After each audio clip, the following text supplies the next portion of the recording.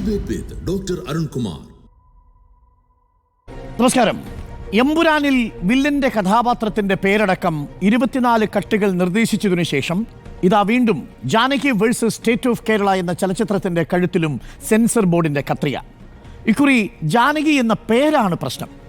Title മുതൽ 94 ഇടങ്ങളിൽ കത്രിക വയ്ക്കേണ്ടി വരും. ഇന്ന് തിയേറ്ററുകളിൽ റിലീസ് ചെയ്യേണ്ടിയിരുന്ന ചിത്രം കോടതി കയറിയിരിക്കുന്നു. അടിയന്തരാവസ്ഥയുടെ അരനൂറ്റാണ്ടിൽ വേറിട്ട സെൻസർഷിപ്പ്. കാഞ്ചനസീതയും സീതയും ലങ്കാലക്ഷ്മിയും നിർമാല്യവും അതേപോലെ പട്ടാളം ജാനകിയും എന്ന് സ്വന്തം ജാനകിക്കുട്ടിക്കും റിലീസ് ചെയ്ത നാട്ടിൽ അന്നില്ലാത്ത ഭ്രാന്ത് ആർക്കാണ്? ജാനകി എന്ന പേരിൽ ആർക്കാണ് കോപ്പിറൈറ്റ്? ഭൂമി പിളർന്നു മറഞ്ഞ സീതയോളം നീതി നിഷേധിക്കപ്പെട്ട കഥാപാത്രം ഇതിഹാസങ്ങളിലുണ്ടോ? ഇന്നിതാ ആ പേരിൽ വീണ്ടും ഒരു നീതി നിഷേധമാണ്. ഒടുവിൽ ജാനകിയിലും വെട്ടം.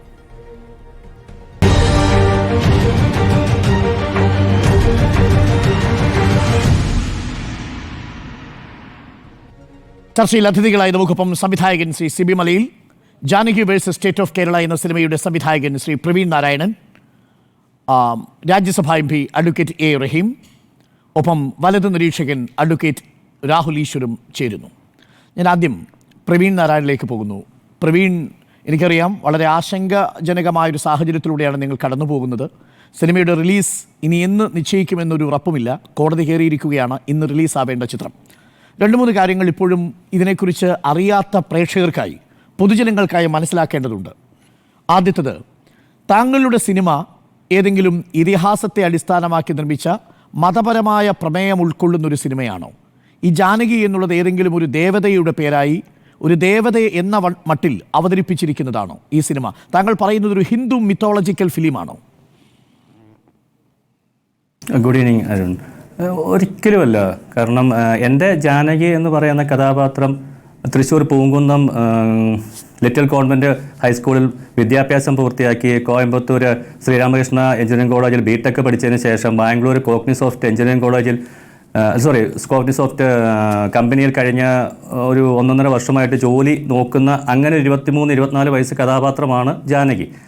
അതിലെന്തെങ്കിലും പുരാണ കഥയുമായിട്ട് യാതൊരു തരത്തിലും ബന്ധപ്പെട്ടിട്ടുണ്ടെന്ന് എനിക്ക് എവിടെയും അതിൻ്റെ ഒരു തരത്തിലുള്ള, അതായത് ഒരു ദൈവത്തിൻ്റെയും അവതാരമല്ല. ഈ ഭൂമിയിൽ നമ്മളൊക്കെ കണ്ടുമുട്ടുന്ന സാധാരണ ഒരു യുവതിയുടെ പേര്, ഒരു കഥാപാത്രം, ഒരു മനുഷ്യജീവി മാത്രമാണ് ഈ സിനിമയിലെ ജാനകി. അതെ, തീർച്ചയായിട്ടും അങ്ങനെ തന്നെയാണത്. ഈ കഥാപാത്രം ഏതെങ്കിലും ഘട്ടത്തിൽ ഏതെങ്കിലും ദേവതകളെ അല്ലെങ്കിൽ ഹിന്ദു ദൈവങ്ങളെ അപകീർത്തിപ്പെടുത്തുന്ന രീതിയിൽ ഈ കഥാപാത്രം സംസാരിക്കുകയോ ഒക്കെ ചെയ്യുന്നുണ്ടോ ഏതെങ്കിലും ഒരു പ്രത്യേക സാഹചര്യത്തിൽ? ഒരിക്കലുമില്ല. കാരണം ഇതൊരു സ്ക്രിപ്റ്റ് എന്നുള്ള രീതിയിൽ ഞാൻ എഴുതിയതിന് ശേഷം ഒരുപാട് പേര് വായിച്ച് അതിലൂടെ കടന്നു വന്ന ഒരു പ്രൊജക്റ്റ് അല്ലേ. അപ്പം ആർക്കെങ്കിലും ഏതെങ്കിലും ഒരു ഘട്ടത്തിൽ അങ്ങനെ ഒരു സംശയം തോന്നാം. അങ്ങനെ ഒരിക്കലും ഒരു തരത്തിലും ആർക്കും സംശയം തോന്നിയിട്ടില്ല. അങ്ങനെ ഒരു കാര്യമേ ആ സിനിമ എവിടെയും സംസാരിക്കുന്നില്ല. 2023 നടക്കുന്ന ഒരു കഥ, അങ്ങനെയാണ് ആ സിനിമ. ഇതിൽ എപ്പോഴെങ്കിലും വാൽമീകി രാമായണത്തിലെ ഏതെങ്കിലും ഹിന്ദു മതവിശ്വാസികളെ വ്രണപ്പെടുത്തുന്ന രീതിയിൽ ഏതെങ്കിലും ഒരു ഹിന്ദു ദൈവത്തെ ഈ ജാനകി എന്ന കഥാപാത്രം നേരിട്ട് ആക്ഷേപിക്കുകയോ അപഹാസ്യപ്പെടുത്തുകയോ ചെയ്യുന്നുണ്ടോ? ഇല്ല, അങ്ങനെയൊന്നുമില്ല. പിന്നെ എന്താണ് ഇതിൽ പ്രശ്നം ശ്രീ പ്രവീൺ നാരായണൻ? എനിക്ക് മനസ്സിലാവുന്നില്ല. ഞാൻ ഈ ചോദിച്ച 3 ചോദ്യങ്ങൾ വളരെ പ്രസക്തമാണ്. ഈ സിനിമ ഒരു പുരാണ കഥയല്ല. ഈ സിനിമയിലെ ജാനകി ഒരു ദൈവത്തിൻ്റെ അവതാരമല്ല. ഈ സിനിമയിലെ ജാനകി ഏതെങ്കിലും ദൈവത്തെ പരിഹസിക്കുന്നില്ല. അപ്പോൾ പിന്നെ പ്രശ്നം ഈ പേരാണ്. ഈ പേരെങ്ങനെയാണ് ഇപ്പോൾ ഒരു പ്രശ്നമാവുന്നതെന്ന് എനിക്ക് തന്നെ ആലോചിച്ചിട്ട് മനസ്സിലാവുന്നില്ല. പട്ടാളം ജാനകി എന്ന സിനിമ ഇറങ്ങിയ നാടാണ്. എന്ന് സ്വന്തം ജാനകിക്കുട്ടിക്ക് എന്ന സിനിമ ഇറങ്ങിയ നാടാണ്. അതാ നമ്മുടെ മുന്നിലിരിക്കുന്ന സിബി മലയിലെ സിനിമയാണെന്ന് തോന്നുന്നു, എഴുതാപ്പുറങ്ങൾ. ആ സിനിമയിൽ സീത എന്ന പേരുള്ളൊരു കഥാപാത്രമുണ്ട്. ആ കഥാപാത്രം ഇന്ന് എഴുതാൻ കഴിയുമോ എന്ന് എനിക്ക് സംശയമുണ്ട്. അത് നമുക്ക് സിബി മലയിലോട് ചോദിക്കാം. അപ്പോൾ ഈ പ്രശ്നം എവിടെയാണ് വന്നതെന്നാണ് താങ്കൾ മനസ്സിലാക്കുന്നത്? ഈ സിനിമയുടെ സെൻസറിങ്ങിന് പോകുന്ന സമയത്ത് എന്താണ് അവർ പങ്കുവെച്ച ആശങ്ക? സെൻസറിങ് കഴിഞ്ഞ ജൂൺ 18 തിരുവനന്തപുരം ലെനിൻ തിയേറ്റർ വെച്ചാണ് കഴിഞ്ഞത്. അവിടെ റീജിയണൽ സെൻസർ ഓഫീസറടക്കം ഏകദേശം 4 സെൻസർ ബോർഡ് അംഗങ്ങൾ ഒരുമിച്ചിരുന്നാണ് സിനിമ കാണുന്നത്. അതിനെ തുടർന്ന് എന്നെയും പ്രൊഡ്യൂസറെയും അകത്ത് വിളിപ്പിച്ചു, സിനിമയുടെ കാര്യങ്ങൾ സംസാരിച്ചു. അതിനുശേഷം അവർ 16+ UA സർട്ടിഫിക്കറ്റാണ് അവർ ഇഷ്യൂ ചെയ്യാൻ തയ്യാറായിരുന്നത്. അപ്പോൾ ഞാൻ എൻ്റെ സൈഡിൽ നിന്നുള്ള ഡയറക്ടർ സൈഡിൽ നിന്നുള്ള റിക്വസ്റ്റ് എന്ന രീതിയിൽ ഞാൻ 13+ UAക്ക് വേണ്ടിയിട്ട് അവരോട് റിക്വസ്റ്റ് ചെയ്യുകയും അപ്പോൾ അവരതിൻ്റെ കാരണം ചോദിച്ചു. അപ്പോൾ ഞാൻ അതിന് കൃത്യമായിട്ട് കാരണം പറഞ്ഞു. അത് സിനിമ റിലീസാവാത്തത് കൊണ്ട് എനിക്ക് എൻ്റെ കണ്ടന്റ് പുറത്ത് പറയാൻ ബുദ്ധിമുട്ടുണ്ട്. അപ്പോൾ ഞാനത് കൃത്യമായിട്ട് അവരോട് പറയുകയും അതിൻ്റെ അടിസ്ഥാനത്തിൽ അവരത് 13+ UA ആദ്യം തരുന്നില്ല. ആദ്യം ഞാനും പ്രൊഡ്യൂസറും അവരധികം സമ്മതിച്ചിരുന്നില്ല.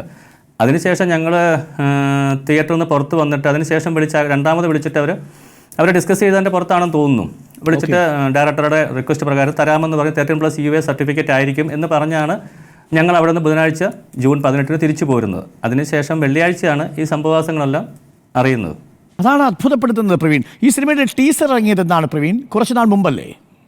എനിക്ക് തോന്നുന്നു ജൂൺ 4 തോന്നുന്നു നമ്മുടെ ടീസർ റിലീസ്. അതായത് ജൂൺ 4 മുതൽ സെൻസർ ചെയ്യുന്ന 14-ാം തീയതി വരെയും ഈ പേരുമായി ബന്ധപ്പെട്ട എന്തെങ്കിലും ഒരു പരാതി ഏതെങ്കിലും അധികൃതരുടെയോ മറ്റാരുടെയെങ്കിലും ഭാഗത്തുനിന്നോ താങ്കൾക്ക് ലഭിച്ചിരുന്നോ പ്രവീൺ? ഇല്ല. ഈ ജൂൺ 4 നമ്മുടെ ടീസർ റിലീസായതെങ്കിലും എനിക്ക് തോന്നുന്നു മാർച്ച് അവസാനത്തോടു കൂടിയാണ് നമ്മൾ ടീസർ സെൻസറിങ്ങിന് അയക്കുന്നത്. കേട്ടില്ല. തരുന്നു ആ ടീസറിന് സെൻസറിങ് തീർച്ചയായിട്ടും സെൻസറിങ് കഴിഞ്ഞതിന് ശേഷമാണല്ലോ ഇപ്പം തിയേറ്ററുകളിലെ ടീസർ കളിക്കുന്നുണ്ട്. അന്ന് ഈ സിനിമയുടെ പേര് മാറ്റണമെന്ന് ആരെങ്കിലും പറഞ്ഞിരുന്നോ? സെൻസർ സർട്ടിഫിക്കറ്റ് CBFCയിലെ ആളുകൾ? ഇല്ല, അങ്ങനെ ഒരു കാര്യം ഒരിക്കലും സംസാരത്തിലേക്ക് പോലും വന്നിട്ടില്ല. ഇതാണ് എനിക്ക് മനസ്സിലാവുന്നില്ല. ടീസറിൽ ഈ സിനിമയുടെ പേര് മാറ്റണ്ട, സിനിമയായിട്ട് വരുന്ന സമയത്ത് അതേ സെൻസർ ബോർഡ് ഇതിൻ്റെ പേര് മാറ്റണമെന്ന് നിർദ്ദേശിക്കുന്ന സാഹചര്യം ഉണ്ടാവുന്നു. 27-ാം തീയതി ഇന്ന് ഈ സിനിമ തിയേറ്ററിൽ ഇറങ്ങേണ്ടതാണ് അല്ലേ പ്രവീൺ? തീർച്ചയായിട്ടും. ഒരു സംവിധായകൻ്റെ ഏറ്റവും വലിയ എന്താ പറയുക, ഒരു ദിവസം എനിക്ക് തോന്നുന്നു സിബിൽ മലയാള സാറിന് അത് മനസ്സിലാക്കാൻ പറ്റുമെന്ന് തോന്നുന്നു. ഞാനിരിക്കുന്ന അവസ്ഥ, ഞാൻ കടന്നു പോകുന്ന ഈ നിമിഷങ്ങളിൽ ഞാൻ അനുഭവിക്കുന്ന വേദനകൾ എത്രത്തോളം ഉണ്ടെന്ന് അത് ബാക്കിയുള്ളവർക്ക് മനസ്സിലാകണമെന്നില്ല. ഒരു സംവിധായകൻ എപ്പോഴും ഞാൻ സമൂഹത്തിൽ ശ്രദ്ധിക്കുന്ന ഒരു കാര്യമാണ്, ആരും ഇപ്പം പോലീസുകാരാവട്ടെ പട്ടാളക്കാരാവട്ടെ ആരും കഷ്ടപ്പാടുകളെ പറ്റി പറയാറില്ല. പക്ഷേ ചില സിനിമകൾ റിലീസാകുമ്പോൾ നമുക്ക് സംവിധായകൻ്റെ കഷ്ടപ്പാടുകളെ പറ്റി സമൂഹത്തിൽ സംസാര വിഷയമാകാറുണ്ട്. കാരണം അതൊരു റിയാലിറ്റിയാണ്. സംവിധായകൻ എടുക്കുന്ന എഫേർട്ട് എന്ന് പറയുന്നത് അത് തീർച്ചയായിട്ടും ആ സൃഷ്ടിപരമായിട്ട് ഇപ്പം ഇന്നത്തെ ദിവസം സാറ് നമ്മുടെ ഈ ചാനൽ ഫ്ലോർ ചർച്ചയിൽ നടക്കുന്ന ദിവസം ഇത് കഴിഞ്ഞാൽ സാറിന് അത് റിസൾട്ട് കിട്ടുന്നുണ്ട്. പക്ഷേ ഇതുപോലെ തന്നെ ഒരു സൃഷ്ടിയാണ് എൻ്റെ ആ സിനിമ എന്ന് പറയുന്നത്. അതെനിക്ക് റിസൾട്ട് കിട്ടേണ്ട ഒരു ദിവസമാണ് ഇന്നത്തെ ദിവസം. ഞാൻ ഒരിക്കലും ജീവിതത്തിൽ ഇങ്ങനെ വന്നിരിക്കണം എന്ന് ആഗ്രഹിച്ച് തുടങ്ങിയ ഒരു സിനിമയായിരുന്നില്ല Janaki versus state of Kerala. Praveen, എത്ര നാളത്തെ സ്വപ്നമാണിത്?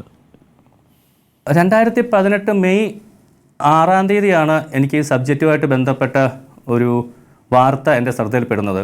അന്ന് തൊട്ട് തുടങ്ങിയ എഫേർട്ടാണ് 2018 മെയ് 6. 7 വർഷം ഒരു സംവിധായകൻ എന്ന നിലയിൽ മനസ്സിൽ താലോലിച്ച് നടന്ന് അതിൻ്റെ സംവിധായകൻ എന്ന നിലയിൽ അതിൻ്റെ നിർമ്മാതാക്കളെ സംഘടിപ്പിച്ച് അതിൻ്റെ അണിയറ പ്രവർത്തകരെ സംഘടിപ്പിച്ച് താരങ്ങളെ സംഘടിപ്പിച്ച് 7 വർഷമെടുത്ത് ഒരു കലാസൃഷ്ടി ഇന്ന് പുറത്തിറങ്ങേണ്ട ദിവസമാണ് അത് കോടതി കയറിയിരിക്കുന്നത് അല്ലേ പ്രവീൺ? തീർച്ചയായിട്ടും. പ്രവീൺ, ഞാൻ അങ്ങയിലേക്ക് തിരിച്ചു വരാം. അല്പസമയം കൂടി അങ്ങ് തുടരണം. ഞാൻ ശ്രീ സിബി മലയിലേക്ക് വരാം. അതിനു മുൻപ് ഒരു വ്യത്യസ്ത അഭിപ്രായം നമുക്ക് കേൾക്കേണ്ടതുണ്ട്. അഡ്വക്കേറ്റ് രാഹുൽ ഈശ്വർ, താങ്കൾ കേട്ടല്ലോ, 7 വർഷം ഒരു കലാകാരൻ അയാളുടെ ഒരു കലാസൃഷ്ടിക്ക് വേണ്ടി നടത്തിയ എഫേർട്ട് ഒരു പേരിൻ്റെ പേരിൽ കോടതി കയറിയിരിക്കുകയാണ്. നമ്മുടെ നാട്ടിൽ എന്താണ് സംഭവിക്കുന്നത് അഡ്വക്കേറ്റ് രാഹുൽ ഈശ്വർ? പട്ടാളം ജാനകി എന്ന സിനിമ റിലീസ് ചെയ്യുന്ന സമയത്തില്ലാത്ത എന്ത് സെൻസറിംഗ് ആണ് ഈ സിനിമയ്ക്ക് വരുന്നത്? ശ്രീ പ്രവീൺ നാരായണന്റെ ആ വേദനയോട് വിഷമത്തോട് പൂർണ്ണമായും ഐക്യദാർഢ്യപ്പെടുന്നു. ഇതിന്റെ പിന്നിലുള്ള നമ്മുടെ ഈ എപ്പോഴും സെൻസർഷിപ്പിന്റെ മറ്റും പിന്നിലുള്ള ഐഡിയ എന്ന് പറഞ്ഞാൽ, ആശയം എന്ന് പറഞ്ഞാൽ, ലിബർട്ടി എന്ന് പറയുന്നതിന്റെ സഹോദരനാണ് റെസ്പോൺസിബിലിറ്റി, ക്രിയേറ്റിവിറ്റി എന്ന് പറയുന്നതിന്റെ സഹോദരിയാണ് സെൻസിറ്റിവിറ്റി. അപ്പോൾ ലിബർട്ടിയും സെൻസിറ്റിവിറ്റിയും ക്രിയേറ്റിവിറ്റിയും റെസ്പോൺസിബിലിറ്റിയും ഒരുമിച്ച് പോകണം. ഇത് ഇന്ത്യയിൽ മാത്രമല്ല ലോകത്തിലെ എല്ലാ രാജ്യങ്ങളിലും അക്സെപ്റ്റ് ചെയ്യപ്പെടുന്ന തത്വമാണ്. അവിടെയാണ് ഡോക്ടർ അരുൺകുമാറൊക്കെ ഇടയ്ക്കിടയ്ക്ക് പറയാറുള്ള റീസണബിൾ റെസ്ട്രിക്ഷൻസ് വരുന്നത്. ഇവിടെ യഥാർത്ഥത്തിൽ ഒരു കൗതുകമോ അത്ഭുതമോ ഈ ജാനകി എന്ന പേര് ഇടുന്നത് അൺറീസണബിൾ ആണെന്ന് തോന്നുന്നില്ല പ്രഥമ ദൃഷ്ടിയ. പക്ഷേ അങ്ങനെ പറയുമ്പോഴും അല്ലെങ്കിൽ ഞാൻ മനസ്സിലാക്കുന്നത് അതിന്റെ കോണ്ടന്റിനെ കുറിച്ച് അറിയില്ല, പക്ഷെ ലഭ്യമായ കാര്യങ്ങളിൽ ഒരു അതിക്രമം നേരിടുന്ന പെൺകുട്ടി ശക്തമായി തിരിച്ചു പറയുന്നതൊക്കെയാണ്. ഇപ്പം ജാനകി എന്ന് പറയുന്നത് പവിത്രമായൊരു നാമമാണ്, സീതാദേവിയോട് ബന്ധപ്പെട്ടതാണ്. അപ്പൊ ചില പേരുകൾക്ക് അങ്ങനെ ഒരു പ്രത്യേകതയുണ്ടല്ലോ. ജാനകി ആകട്ടെ, രാമനാകട്ടെ, മുഹമ്മദ് ആകട്ടെ, ഈശോ ആകട്ടെ. മുമ്പ് ഈശോ സിനിമ ഇറങ്ങിയപ്പോഴും സമാനമായ ഒരു വിവാദം ഒരുപക്ഷെ അങ്ങേക്ക് ഓർമ്മ കാണും. അവസാനം നമ്മുടെ നാദിർഷ അടക്കം നമ്മുടെ ക്രിസ്ത്യൻ പള്ളികളുമായി ബന്ധപ്പെട്ട് അവിടുത്തെ പള്ളിയിലച്ചന്മാർക്ക് ഷോ ഒക്കെ വെച്ചതിന് ശേഷമാണ് ആ സിനിമയിലേക്ക് വന്നത്. അപ്പൊ ഈ സെൻസിറ്റിവിറ്റിയെ ബഹുമാനിക്കുക എന്ന് പറയുന്നത് ഒട്ടും തെറ്റായ ഒരു കാര്യമല്ല, അത് റെസ്പെക്ട് ചെയ്യപ്പെടേണ്ടതാണ്. ഞാനൊക്കെ ശ്രീ MF ഹുസൈനെതിരെ ക്യാമ്പയിൻ ചെയ്യുകയും കേരള സർക്കാരിനെ കൊണ്ട് നമ്മുടെ രാജാരിവർമ്മ പുരസ്കാരം ഒക്കെ ക്യാൻസൽ ചെയ്യിപ്പിച്ചാണ്. MA ബേബി സാർ ആയിരുന്നു എന്ന് മന്ത്രി. ഞങ്ങൾ തന്നെ ഹൈക്കോടതിയിൽ അപ്രോച്ച് ചെയ്തു. പക്ഷെ അത്രയൊന്നും സീരിയസ് ആണ് ഈ സിനിമയുടെ വിഷയമെന്ന് തോന്നുന്നില്ല. കാര്യം ജാനകി എന്ന് പൊതുവെ ജനറിക് ഒരു നെയിം ഉപയോഗിക്കുന്നു. ആ പേരിന്റെ ഭാഗമായി ഉണ്ടായ ഒരു കാര്യം, ആ പെൺകുട്ടി അതിക്രമം നേരിട്ടു, അതുകൊണ്ട് തന്നെ ജാനകി എന്ന പേരിനോട് ഒരു സെൻസിറ്റിവിറ്റി ഉണ്ട് എന്നാണ് സെൻസർ ബോർഡിന്റെ ധാരണ എന്ന് തോന്നുന്നു. പക്ഷേ രാഹുൽ ഈശ്വർ അങ്ങ് സെൻസിറ്റിവിറ്റിയെ കുറിച്ച് പറഞ്ഞപ്പോഴേ, ഒരു പേരിൽ സെൻസിറ്റീവ് ആവുന്നത് ആരാണ്? ശ്രീ അരുൺ, അതില്ലെന്ന് അങ്ങ് കണ്ണടച്ചിരിട്ടാക്കരുത്. അരുൺ എന്ന പേരിനോ രാഹുൽ എന്ന പേരിനോ സെൻസിറ്റിവിറ്റികളില്ല. പക്ഷെ അയ്യപ്പനോ രാമനോ മുഹമ്മദോ യേശുവോ ഈശോയോ മേരിയോ ഒക്കെ സെൻസിറ്റിവിറ്റി ഉണ്ട്. നമ്മൾ അതിനെ കണ്ണടച്ചിരിട്ടാക്കരുത്. ഒരു ബ്ലൈൻഡ് രാഹുലിന്റെ പേരിൽ സെൻസിറ്റിവിറ്റി ഉണ്ട്. നാളെ സിദ്ധാർത്ഥന്റെ മകന്റെ പേര് എനിക്ക് തോന്നുന്നു രാഹുലിനോ മറ്റൊന്നോ ആണെന്ന് തോന്നുന്നു അല്ലേ? അല്ല, അത് അത്രയും സെൻസിറ്റീവ്. ഇപ്പൊ സിദ്ധാർത്ഥൻ എന്ന് പറഞ്ഞാൽ കുറച്ചുകൂടെ സെൻസിറ്റീവ് ആണ്. അപ്പൊ നമ്മൾ ഈ കണ്ണടച്ചിരിട്ടാക്കരുത്. പകരം ഇവിടെ ശ്രീ പ്രവീൺ സെൻസിറ്റീവ് ആവുന്ന ഉദാഹരണത്തിന് എന്റെ പേര് അരുണാണ്. അരുണൻ എന്ന് പറയുന്നത് സമുദ്ര ഭഗവാനാണ്. പ്രശ്നമാണ്. അത് അരുണനാണ്. അരുണൻ സൂര്യനാണ്. അരുൺ സൂര്യനാണ്. സൂര്യനുണ്ട് സമുദ്ര. അതെ, സൂര്യഭഗവാനാണ്. അപ്പൊ എന്റെ പേര് പ്രശ്നമാവോ? അല്ല, അവിടെയാണ് നമ്മൾ പറയുന്നത് ഇത്തരം കാര്യങ്ങളെ നമ്മൾ കുറച്ചുകൂടെ ഒരു ബാലൻസ്ഡും സെൻസിറ്റീവുമായി കാണണം. എനിക്ക് തോന്നുന്നു സെൻസർ ബോർഡിന്റെ റാഷണൽ ഇതാണെന്ന്. അവർ പറഞ്ഞതിനോട് യോജിക്കുകയല്ല, പക്ഷെ അതുമായി ബന്ധപ്പെട്ട അല്ലെങ്കിൽ ആ സർക്കിളിൽ നിന്ന് കിട്ടിയ ഒരു ഇൻഫർമേഷൻ ഈ ജാനകി എന്ന് പറയുന്ന ഒരു പെൺകുട്ടി സീതയെ റിഫ്ലക്ട് ചെയ്യുന്നതാണ്, ഈ പെൺകുട്ടി ഒരു അട്രോസിറ്റി നേരിടുന്നു തുടങ്ങിയ കാര്യങ്ങൾ വരുമ്പോൾ അത് തന്നെയാണ് അങ്ങയുടെ ചാനലിൽ എഴുതി കാണിക്കുന്നത്. ഒരു മതവിഭാഗവുമായി ബന്ധപ്പെട്ട് ഒരു വിഷയം അല്ലെങ്കിൽ ഹിന്ദു മതവുമായി ബന്ധപ്പെട്ട ഒരു വിഷയം ഉണ്ടാകുമോ? ഇതാണ് പ്രധാന ചോദ്യം. ഹൈക്കോടതി ശ്രീ പ്രവീൺ നാരായണൻ അനുകൂലമായ വിധി കൊടുക്കുമെന്ന് തന്നെയാണ് ഞാൻ പ്രതീക്ഷിക്കുന്നത്. കാര്യം ഞാൻ മനസ്സിലാക്കുന്നത് 80 ലക്ഷം രൂപയോ മനസ്സിലായി. താങ്കൾ യോജിക്കുന്നില്ല ഈ സെൻസർ ബോർഡിന്റെ നിലപാടിനോട്? രാഹുൽ അവിടെയാണ്. അല്ല, സെൻസറിങ് വേണമെന്നുള്ള കാര്യത്തിൽ സംശയമില്ല, ഏതെങ്കിലും തരത്തിൽ റെസ്പോൺസിബിലിറ്റി വേണമെന്ന കാര്യത്തിൽ സംശയമില്ല. പക്ഷേ ഇവിടെ റീസണബിൾ ആണോ എന്ന കാര്യം സംശയമുണ്ട്. കാര്യം ജാനകി ജനറിക് ആയി കൂടി ഉപയോഗിക്കുന്ന ഒരു പേരാണ്. സീത എന്ന് പറയുന്ന പേര് അല്ലെങ്കിൽ മുഹമ്മദ് എന്ന് പറയുന്ന പേര് നമ്മുടെ നാട്ടിൽ അങ്ങനെ ഉണ്ടല്ലോ. സീതയുടെ പേര് നമ്മൾ ധാരാളം ഉപയോഗിക്കാറുണ്ട്. സീത ഇപ്പം ഇരിക്കുന്ന സിബി മലയിലെ സിനിമയിൽ തന്നെ സീത എന്നൊരു കഥാപാത്രമുണ്ട്. പാർവതിയാണ് അഭിനയിച്ചിരിക്കുന്നത്. ഉപയോഗിക്കുന്ന ഒരു പേരാണ്. പിന്നെ ഒരു കാര്യം കൂടെ, ഇതിന്റെ പ്രിൻസിപ്പിൾ എന്ന് പറഞ്ഞാൽ ഇതിന്റെ തത്വം മനഃപൂർവ്വം ഒരാളെ അവഹേളിക്കാൻ അല്ലാതെ ആ പേര് ഉപയോഗിച്ചാൽ തെറ്റില്ല. അതാണല്ലോ നമ്മളെല്ലാം അക്സെപ്റ്റ് ചെയ്യുന്നത്. സംശയം ഇത്രേ ഉള്ളൂ. ഒരു ഇപ്പോൾ നേരത്തെ പറഞ്ഞതുപോലെ ഒരു കമ്പ്യൂട്ടർ സ്ഥാപനത്തിൽ ജോലി ചെയ്യുന്ന ഒരു പെൺകുട്ടിക്ക് നേരിടുന്ന ഒരു നീതി നിഷേധം, ആ പെൺകുട്ടിയുടെ പേര് ജാനകി എന്നായി പോയി. അതിനകത്ത് എവിടെയാ പ്രശ്നം? അല്ല, അവിടെയാണ് പറഞ്ഞത് ശ്രീ സുരേഷ് ഗോപി അടക്കമുള്ളവർ അല്ലെങ്കിൽ ശ്രീ പ്രവീൺ നാരായണൻ ഒന്നും ഒരിക്കലും ജാനകിയോ സീതയോ എന്ന പേരിനെ അപകീർത്തിപ്പെടുത്തുമെന്ന് ആരും വിശ്വസിക്കുന്നില്ല. അവിടെയാണ് സെൻസർ ബോർഡും ഈ വിഷയത്തിൽ, ഞാൻ ഈ വിഷയത്തിൽ എഴുതുകയും ചെയ്തു, സെൻസർ ബോർഡ് ഈ വിഷയത്തിൽ ഒരു പുനർചിന്തനം നടത്തണമെന്ന് തന്നെയാണ് പ്രതീക്ഷ. രാഹുൽ ഈശ്വരൻ അതേ നിലപാടാണ്. സെൻസിറ്റിവിറ്റിയുടെ കാര്യത്തിലാണ് രാഹുൽ ഈശ്വരൻ ഒരു വ്യത്യസ്ത നിലപാടുള്ളത്. ഞാൻ അങ്ങയിലേക്ക് തിരിച്ചു വരാം. നമുക്കിപ്പം സിബി മലയിലുണ്ട്. സിബി മലയിൽ ആ വാക്ക് പ്രധാനപ്പെട്ടതാണ്, സെൻസിറ്റിവിറ്റി. നമ്മൾ ഇത്ര വേഗം സെൻസിറ്റൈസ് ചെയ്യപ്പെടുന്ന, ഇത്ര വേഗം നമ്മൾ വൈകാരികമായി അടിമപ്പെടുന്ന ഒരു സാഹചര്യം എങ്ങനെയാണ് സൃഷ്ടിക്കപ്പെട്ടത്? അങ്ങയുടെ സിനിമ ഞാൻ നോക്കിയായിരുന്നു. ഞാൻ ആ സിനിമ ഇന്നലെ കുറച്ച് ഭാഗങ്ങൾ കണ്ടു. അതിൻ്റെ അവസാനത്തെ സീൻ അങ്ങയുടെ സിനിമയാണെന്ന് തോന്നുന്നു, എഴുതാപ്പുറങ്ങൾ. അതെ, ലോഹിദാസിൻ്റെ സ്ക്രിപ്റ്റാണ്. ആ സിനിമയിൽ സീത എന്ന കഥാപാത്രത്തിനെ ഇന്ന് ഈ സാഹചര്യത്തിൽ താങ്കൾക്ക് സൃഷ്ടിക്കാൻ കഴിയുമെന്ന് താങ്കൾ കരുതുന്നുണ്ടോ? ഇതെന്താണ് സംഭവിക്കുന്നത്? കാഞ്ചന സീതയ്ക്കില്ലാത്ത, സീത എന്ന സിനിമയ്ക്ക് തന്നെ ഇല്ലാത്ത, പട്ടാളം ജാനകി എന്ന സിനിമയ്ക്കില്ലാത്ത ഒരു സെൻസറിങ് ഈ സിനിമയ്ക്ക് വരുന്നുണ്ടെങ്കിൽ ഈ കാലത്തിന് എന്താണ് സംഭവിക്കുന്നത് സിബി മലയിൽ? നമ്മളെല്ലാവരും വല്ലാതെ ആശങ്കപ്പെടുത്തുന്ന ഒരു സാഹചര്യത്തിലൂടെയാണ് നമ്മളിപ്പോൾ കടന്നു പോകുന്നത്. ഇത്തരത്തിൽ ഉള്ള ഒരുപാട് അടിസ്ഥാനമില്ലാത്ത ചില നിരീക്ഷണങ്ങൾ സംഭവിക്കുന്നുണ്ട്. ഈ സെൻസർ ബോർഡിൻ്റെ കേരളത്തിൽ കണ്ടവരും ബോംബെയിൽ കണ്ട ആ മെമ്പേഴ്സ് എല്ലാവരും ഇതിൻ്റെ കണ്ടന്റിനെ കുറിച്ച് അവർക്ക് ആർക്കും ഒരു പരാതിയില്ല. അവരുടെ കൺസേൺ ഈ പേരാണ്. ആ കണ്ടന്റിൽ കുഴപ്പമില്ലെങ്കിൽ പിന്നെ ഈ പേരെങ്ങനെയാണ് കുഴപ്പമാകുന്നതെന്ന് എനിക്ക് മനസ്സിലാകുന്നില്ല. ഒരു പേരിൽ എന്തിരിക്കുന്നു എന്ന് നമ്മൾ ചോദിക്കാറുണ്ട്. ശരിക്കും എന്താണ് സംഭവം? ഈ ഒരു പേര്, അത് സീത എന്ന് പറയുന്ന ഒരു ദേവതയുടെ ഒരു പേരിനോട് ചേർത്ത് വെച്ച് പറയുന്ന ആ നാമത്തെ നമ്മൾ അത്രമാത്രം സെൻസിറ്റീവായിട്ടുള്ള ഒരു ജനതയെ എന്തുകൊണ്ട് മാറുന്നു എന്നുള്ളതിനെ നമ്മളെ ഭീതിപ്പെടുത്തുന്ന ഒരു സാഹചര്യമാണ്. മുമ്പ് ഈശോ എന്ന് പറയുന്നൊരു സിനിമ വന്നപ്പോഴും ഇത്തരത്തിൽ ക്രിസ്ത്യൻ പശ്ചാത്തലത്തിൽ നിന്നുള്ള കുറേ ആൾക്കാർ അതിനെതിരെ മുന്നോട്ട് വന്നു. പക്ഷേ അവർ തിയേറ്ററിൽ ആ സിനിമ കണ്ടപ്പോൾ അതും അവർ ഉദ്ദേശിക്കുന്ന ആ ഒരു അപകടം ആ സിനിമയ്ക്ക് ഉണ്ടായിരുന്നില്ല എന്ന് ബോധ്യപ്പെടുകയും ചെയ്തു. ഇത് സെൻസർ ബോർഡ് അംഗങ്ങൾ കണ്ട് അതിൻ്റെ കണ്ടന്റിനെ പറ്റി ഒരു പരാതിയുമില്ലാത്ത ഒരു അഭിപ്രായ വ്യത്യാസമില്ലാത്ത ഒരു സിനിമയുടെ പേരിനെ കുറിച്ച് ഇപ്പോൾ നമ്മൾ സംസാരിക്കേണ്ടി വരുന്ന ഒരു ഗതികെട്ട കാലത്താണ് നമ്മൾ ജീവിക്കുന്നത് എന്നുള്ളതാണ് ഏറ്റവും വലിയ ദുഃഖകരമായ കാര്യം. നേരത്തെ അരുൺ സൂചിപ്പിച്ചതുപോലെ തന്നെ ജാനകി കുട്ടിക്ക്, പട്ടാളം ജാനകി തുടങ്ങി ഇത്തരം പേരുകൾ ഉപയോഗിച്ച് എത്രയോ സിനിമകൾ വന്നു. അന്നൊന്നുമില്ലാത്ത ഒരു സാഹചര്യം എന്തുകൊണ്ട് ഇപ്പോൾ സംഭവിക്കുന്നു എന്നുള്ളതിനെക്കുറിച്ച് നമ്മൾ ഗൗരവപൂർവ്വം ചിന്തിക്കേണ്ടിയിരിക്കുന്നു. നേരത്തെ അരുൺ സൂചിപ്പിച്ച പോലെ തന്നെ എഴുതാപ്പുറങ്ങൾ എൻ്റെ സിനിമയാണ്. ലോഹിതദാസ് എഴുതി ഞാൻ സംവിധാനം ചെയ്ത സിനിമയാണ്. അത് 1987 തിയേറ്ററുകളിൽ എത്തിയ സിനിമയാണ്. അതിലെ നായിക ഭർത്താവിൻ്റെ അശ്രദ്ധ മൂലം റേപ്പ് ചെയ്യപ്പെടുകയും അതിനുശേഷം ഭർത്താവിനാൽ ഉപേക്ഷിക്കപ്പെടുകയും അതിൻ്റെ പര്യവസാനത്തിൽ ഒരു റെയിൽവേ സ്റ്റേഷനിലെ ഇരുട്ടിൽ നിന്നും ഒരു ശരീരം വിറ്റ ശേഷം റെയിൽവേ പ്ലാറ്റ്ഫോമിൽ ഇരുന്ന് കരയുന്ന കുഞ്ഞിനെ കോരിയെടുക്കുന്ന ഒരു സീതയിലാണ് സിനിമ അവസാനിക്കുന്നത്. തീർച്ചയായിട്ടും ഇപ്പോൾ അത്തരത്തിലുള്ള രംഗം ചിത്രീകരിക്കാൻ നമുക്ക് ആശങ്ക ഉണ്ട്, ഭയമുണ്ട്. നമ്മളെ ഭയപ്പെടുത്തുന്ന ഒരു സാഹചര്യം ഇവിടെ നിലനിൽക്കുന്നു എന്നുള്ളത് വളരെ ആശങ്കാജനകമായ ഒരു സിറ്റുവേഷനാണ്. ഇത് വളരെ വേദനയോടുകൂടിയും ആശങ്കയോടുകൂടിയുമാണ് കേൾക്കുന്നത്. കേരളത്തിലെ എണ്ണം പറഞ്ഞ ഏറ്റവും മികച്ച ചിത്രങ്ങളുടെ ഒരു സംവിധായകനാണ് പറയുന്നത്. ഈ കാലത്ത് അതേപോലെ ഒരു കഥ എഴുതാൻ, അതേപോലെ ഒരു കഥ ചിത്രീകരിക്കാൻ, അതേപോലെ ഒരു കഥയ്ക്ക് പേര് കൊടുക്കാൻ ഭയമുണ്ട് എന്ന് പറയുമ്പോൾ ഈ നാടിന് എന്ത് സംഭവിച്ചിരിക്കുന്നു എന്നതാണ് ചോദ്യം. തീർച്ചയായിട്ടും ശ്രീ എ റഹീം, ആ ഭയം നമ്മളെ ആകെ ചൂഴ്ന്നു നിൽക്കുന്ന ഒരു ഭയമായി മാറുന്നു. രഞ്ജി പണിക്കർ പറഞ്ഞത് കഥാപാത്രങ്ങൾക്ക് പേരു മാറ്റി നമ്പർ ഇടേണ്ട ഒരു സാഹചര്യത്തിലേക്കാണോ നമ്മൾ വരുന്നത് എന്നാണ്.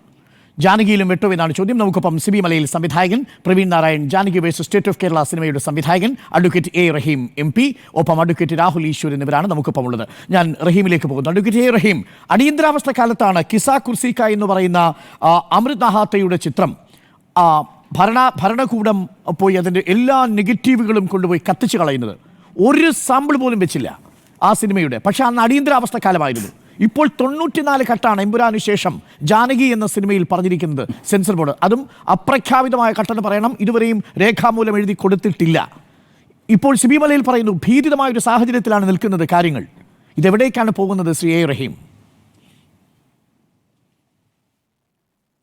ഇതൊരു നവഫാസിസ്റ്റ് ഭരണകൂടമാണെന്ന് കൂടുതൽ വ്യക്തമാക്കുന്നിടത്തേക്കാണ് കാര്യങ്ങൾ പോകുന്നത്. അതാണ് ഇതിനെ രാഷ്ട്രീയമായി തന്നെ കാണണം. താങ്കൾ നേരത്തെ പറഞ്ഞത് അടിയന്തരാവസ്ഥയാണ്, അതും രാഷ്ട്രീയമാണ്. ഇപ്പോൾ ഈ പറയുന്ന കടുംവെട്ടുകളുടെ കാര്യം പറയുന്നു, ഇതും രാഷ്ട്രീയമാണ്. അസഹിഷ്ണുതയുടെ രാഷ്ട്രീയം ഇന്ത്യ ഭരിക്കുന്നു എന്നതാണ് പ്രശ്നം. ആ അസഹിഷ്ണുത വെറുതെ ഉണ്ടാകുന്നതല്ല. നിങ്ങൾ സെൻസർ ബോർഡിന്റെ മുന്നിൽ ഇവർ പ്രതിഷേധിക്കുന്നു. തീർച്ചയായും പ്രതീകാത്മകമായ പ്രതിഷേധം ശരിയാണ്. പക്ഷേ അവരുടെ പ്രതിഷേധ ശബ്ദങ്ങൾ അലയൊലിക്കുന്നത് എന്റെയും നിങ്ങളുടെയും ഇക്കാര്യത്തിലെ രോഷവും ഭയാനകമാണ് എന്ന അഭിപ്രായവുമെല്ലാം തന്നെ അലയടിക്കേണ്ടത്, എതിരായി രൂപപ്പെടേണ്ടത് നമ്മുടെ രാജ്യം ഭരിച്ചുകൊണ്ടിരിക്കുന്ന അസഹിഷ്ണുതയുടെ രാഷ്ട്രീയത്തിനെതിരായിട്ടായിരിക്കണം എന്നതാണ് എന്റെ വിനയപൂർവ്വമായ അഭിപ്രായം. ഇത് അസഹിഷ്ണുതയുടെ രാഷ്ട്രീയമാണ്, സംഘപരിവാറിന്റെ രാഷ്ട്രീയം എന്നുള്ളത്. ഇതൊരു നവഫാസിസ്റ്റ് ലക്ഷണങ്ങളുള്ള വളരെ കൃത്യമായൊരു ഭരണകൂടമാണ്. നിങ്ങൾ നോക്കൂ, ഇവിടെ അരുൺ ഒരുപാട് കാര്യങ്ങൾ ഇവിടെ പരാമർശിച്ചിരുന്നു. ആ പരാമർശിച്ച കാര്യങ്ങളിൽ കുറെ സിനിമകളുടെ പേര് പറഞ്ഞു. അതിനേക്കാൾ എത്രയോ രസകരമായ കാര്യമുണ്ട്. നിങ്ങൾ ജാനകി എന്ന പേര് വന്ന എന്ത് സ്വന്തം ജാനകി കുട്ടിയും തുടങ്ങിയതൊക്കെ പറഞ്ഞു. നിർമ്മാല്യത്തിലെ കഥാപാത്രം ഇവിടെ സിബി മലയിലിനോട് ചോദിച്ചതുപോലെ തന്നെ നമുക്ക് പറയാൻ കഴിയുന്ന ഒരു ചോദ്യമാണല്ലോ. നിർമ്മാല്യത്തിലെ അവസാനത്തെ സീൻ ഇതുപോലെ പുനരാവിഷ്കരിക്കാൻ ഇനി സാധിക്കുമോ എന്നൊരു ചോദ്യം. അത് ഈ കേരളത്തിൽ പ്രദർശിപ്പിച്ച സിനിമയാണ് എന്ന് പറഞ്ഞു പോകരുത്. അവാർഡുകൾ വാരിക്കൂട്ടിയ സിനിമയാണെന്ന് പറഞ്ഞു പോകരുത്. ദശാവതാരം മറ്റൊരു സിനിമയായിരുന്നു. പൂച്ച സന്യാസി വേറൊരു സിനിമയായിരുന്നു. കുഞ്ഞി രാമായണം, രാമായണത്തിലൊരു കഥാപാത്രമാണ് പ്രശ്നമെങ്കിൽ രാമായണം തന്നെ സിനിമയായി വന്നിട്ടുണ്ട്, പേരിൽ വന്നിട്ടുണ്ട്. കൃഷ്ണ ഗുരുവായൂരപ്പ, നിങ്ങൾ നോക്കൂ, കൃഷ്ണ ഗുരുവായൂരപ്പ. ഇവിടെ കാഞ്ചന സീത, സീതയുടെ മറ്റൊരു പേരാണ് ഇവിടെ തർക്കമെങ്കിൽ കാഞ്ചന സീത എന്നൊരു സിനിമ തന്നെ വന്നിട്ടുണ്ടെന്ന് മാത്രമല്ല അതിന് സംസ്ഥാന അവാർഡും കിട്ടിയിട്ടുണ്ട്. അടുത്ത കാലത്ത് വന്ന മറ്റൊരു സിനിമയാണ് അയ്യപ്പനും കോശിയും. അയ്യപ്പൻ ഇതാ പേരിൽ പരാമർശിക്കപ്പെടുന്നു. ദശരഥം ഇതുപോലെ വന്നൊരു സിനിമയാണ്. രാവണ പ്രഭു ഇതുപോലെ വന്നൊരു സിനിമയാണ്. പോട്ടെ, സമീപകാലത്ത് വന്ന അരുൺ ഗോപിയുടെ രാമലീല. നിങ്ങൾ നോക്കൂ, ഹിന്ദിയിൽ ബ്രഹ്മാസ്ത്ര, രാവൺ, ഇതെല്ലാം തന്നെ വന്നു കഴിഞ്ഞ പടങ്ങളാണ്. ഞാൻ പറഞ്ഞത് ഇതെന്തുകൊണ്ടാണ് ഇവരിങ്ങനെ ചെയ്യുന്നത്? ഇതിനകത്ത് വളരെ പൊളിറ്റിക്കൽ സ്റ്റേറ്റ്മെന്റ് ഉണ്ട്, മെസ്സേജ് ഉണ്ട്. എന്താണത്? ഈ സിനിമയുടെ നായകൻ ആരാണ്? ഈ അസഹിഷ്ണുതയുള്ള ഈ മന്ത്രിസഭയിലെ ഒരംഗമാണ്. അതാണ് പ്രശ്നം. നിങ്ങൾ ആലോചിച്ച് നോക്കൂ, ആ മന്ത്രിസഭയിലെ ഒരംഗം, BJP മന്ത്രിസഭയിലെ NDA മന്ത്രിസഭയിലെ ഒരംഗം നായക കഥാപാത്രമായി വരുന്ന ഒരു സിനിമ. ആ നായക കഥാപാത്രമായി വരുന്ന ഒരു സിനിമയിലാണ് ഇങ്ങനെ ഈ ഗവൺമെന്റ് ബോധപൂർവം ചെയ്തിരിക്കുന്നത്. അത് ആസൂത്രിതമാണ്, വളരെ കൃത്യമാണ്. എന്താണ് അത് കൊടുക്കുന്നൊരു സന്ദേശമുണ്ട്. സുരേഷ് ഗോപി ആയാൽ പോലും, ഞങ്ങളുടെ മന്ത്രിസഭയിലെ ഒരു മന്ത്രിയാണെങ്കിൽ പോലും, ഞങ്ങൾ ഒരു തരത്തിലും ഞങ്ങളുടെ നിലപാടുകളിൽ വിട്ടുവീഴ്ചയില്ല. ഇതാണ് പറയുന്നത്. എന്താ നിലപാട്? അത് അസഹിഷ്ണുതയുടെ നിലപാടാണ്. ഞങ്ങൾക്കെതിരെ എന്തെങ്കിലും പറഞ്ഞാൽ, ഞാനൊരു കാര്യം ചോദിക്കട്ടെ, നരേന്ദ്രമോദിയെ വിമർശിക്കുന്ന ഒരു ചിത്രം നിർമ്മിക്കാൻ, ഇല്ലെങ്കിൽ പരോക്ഷമായെങ്കിലും ഒരു ഡയലോഗ് ഡെലിവറിയിലെങ്കിലും ഇന്നത്തെ ഗവൺമെന്റിനെതിരായ ഒരു അഭിപ്രായം പറയാൻ, ഇല്ലെങ്കിൽ അവർ പറയുന്ന എന്തെങ്കിലും ഒരു രാഷ്ട്രീയത്തിനോടോ വിശാലമായ രാഷ്ട്രീയത്തിനോടോ എതിരഭിപ്രായം പറയുന്ന ഒരു ഡയലോഗെങ്കിലും ഇനി ഏതെങ്കിലും ഒരാൾക്ക് എഴുതാൻ പേനയുന്തുമോ, ഒരാൾ കൈവരുമോ? ഇതാണ് പ്രശ്നം.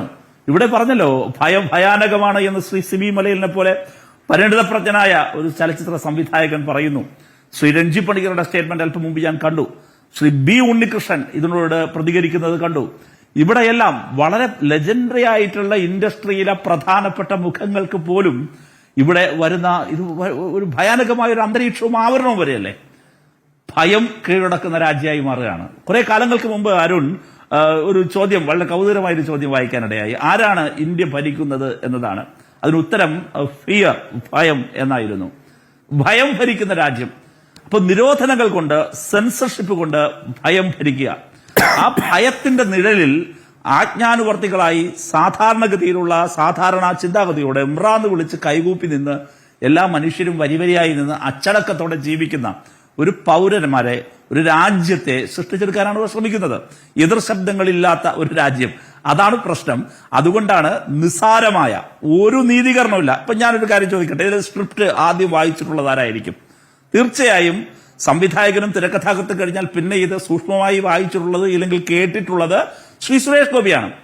ആ ശ്രീ സുരേഷ് ഗോപി എന്ന BJP മന്ത്രിയിലെ മന്ത്രിസഭയിലെ ഒരു മന്ത്രി, BJP നേതാവ് വായിച്ചു കേട്ട സ്ക്രിപ്റ്റ്, അതായത് വിശാലാർത്ഥത്തിൽ ഏതെങ്കിലും തരത്തിൽ BJP രാഷ്ട്രീയത്തോട് ഇല്ലെങ്കിൽ ഏതെങ്കിലും തരത്തിലുള്ള റിലീജിയസ് സെന്റിമെന്റ്സിനോട് ഒരു തരത്തിലും അങ്ങനെയൊന്നുമില്ല. പക്ഷേ അതുകൊണ്ട് ഒരു നീതീകരിക്കാനാകാത്ത, നമ്മുടെ നാട്ടിൻപുറത്തൊക്കെ പറഞ്ഞാല് തൊടുന്യായം എന്ന് പറയുമല്ലോ, തൊടുന്യായം പറഞ്ഞ് ഒരു സിനിമയെ തടയുന്നത് ഈ സിനിമയ്ക്കെതിരായ കട്ട് മാത്രമാണെന്ന് കരുതരുത്.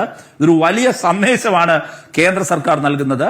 ഞങ്ങൾ ഇങ്ങനെയൊക്കെയാണ് ചെയ്യാൻ കൂടുതൽ സംഘപരിവാറിന്റെ ബന്ധുവാണെങ്കിൽ പോലും സംഘപരിവാറിന്റെ സാമൂഹിക വഴക്കങ്ങൾക്കുള്ളിലാണ് നിങ്ങൾ എന്നുള്ളതിന്റെ ഓർമ്മപ്പെടുത്തൽ കൂടിയാണ്. അഡ്വക്കേറ്റ് റഹീം, ഞാനൊരു സംശയം ചോദിക്കട്ടെ. ഈ ആവിഷ്കാര സ്വാതന്ത്ര്യത്തെക്കുറിച്ച് സംസാരിക്കുന്ന സമയത്തും രൂപേഷിന്റെ നോവൽ പുറത്തു വരുന്നതിന് ഒരുപാട് തടസ്സങ്ങൾ നേരിട്ടിരുന്നു. ആ സമയത്ത് ഒടുവിൽ മുഖ്യമന്ത്രിയാണ് പിന്നീട് ഉറപ്പ് നൽകുന്നത്. ആ സമയത്തും ഇതേപോലെയുള്ള വിമർശനങ്ങൾ ഈ സർക്കാരിനെതിരെയും ഉണ്ടായിരുന്നു. രൂപേഷ് എന്ന് ജയിലിൽ കിടന്ന് നോവൽ എഴുതുമ്പോൾ ഒടുവിൽ സത്യാഗ്രഹം അനുഷ്ഠിക്കുന്നു വന്നു രൂപേഷിന് നോവൽ പുറത്തു വരാൻ.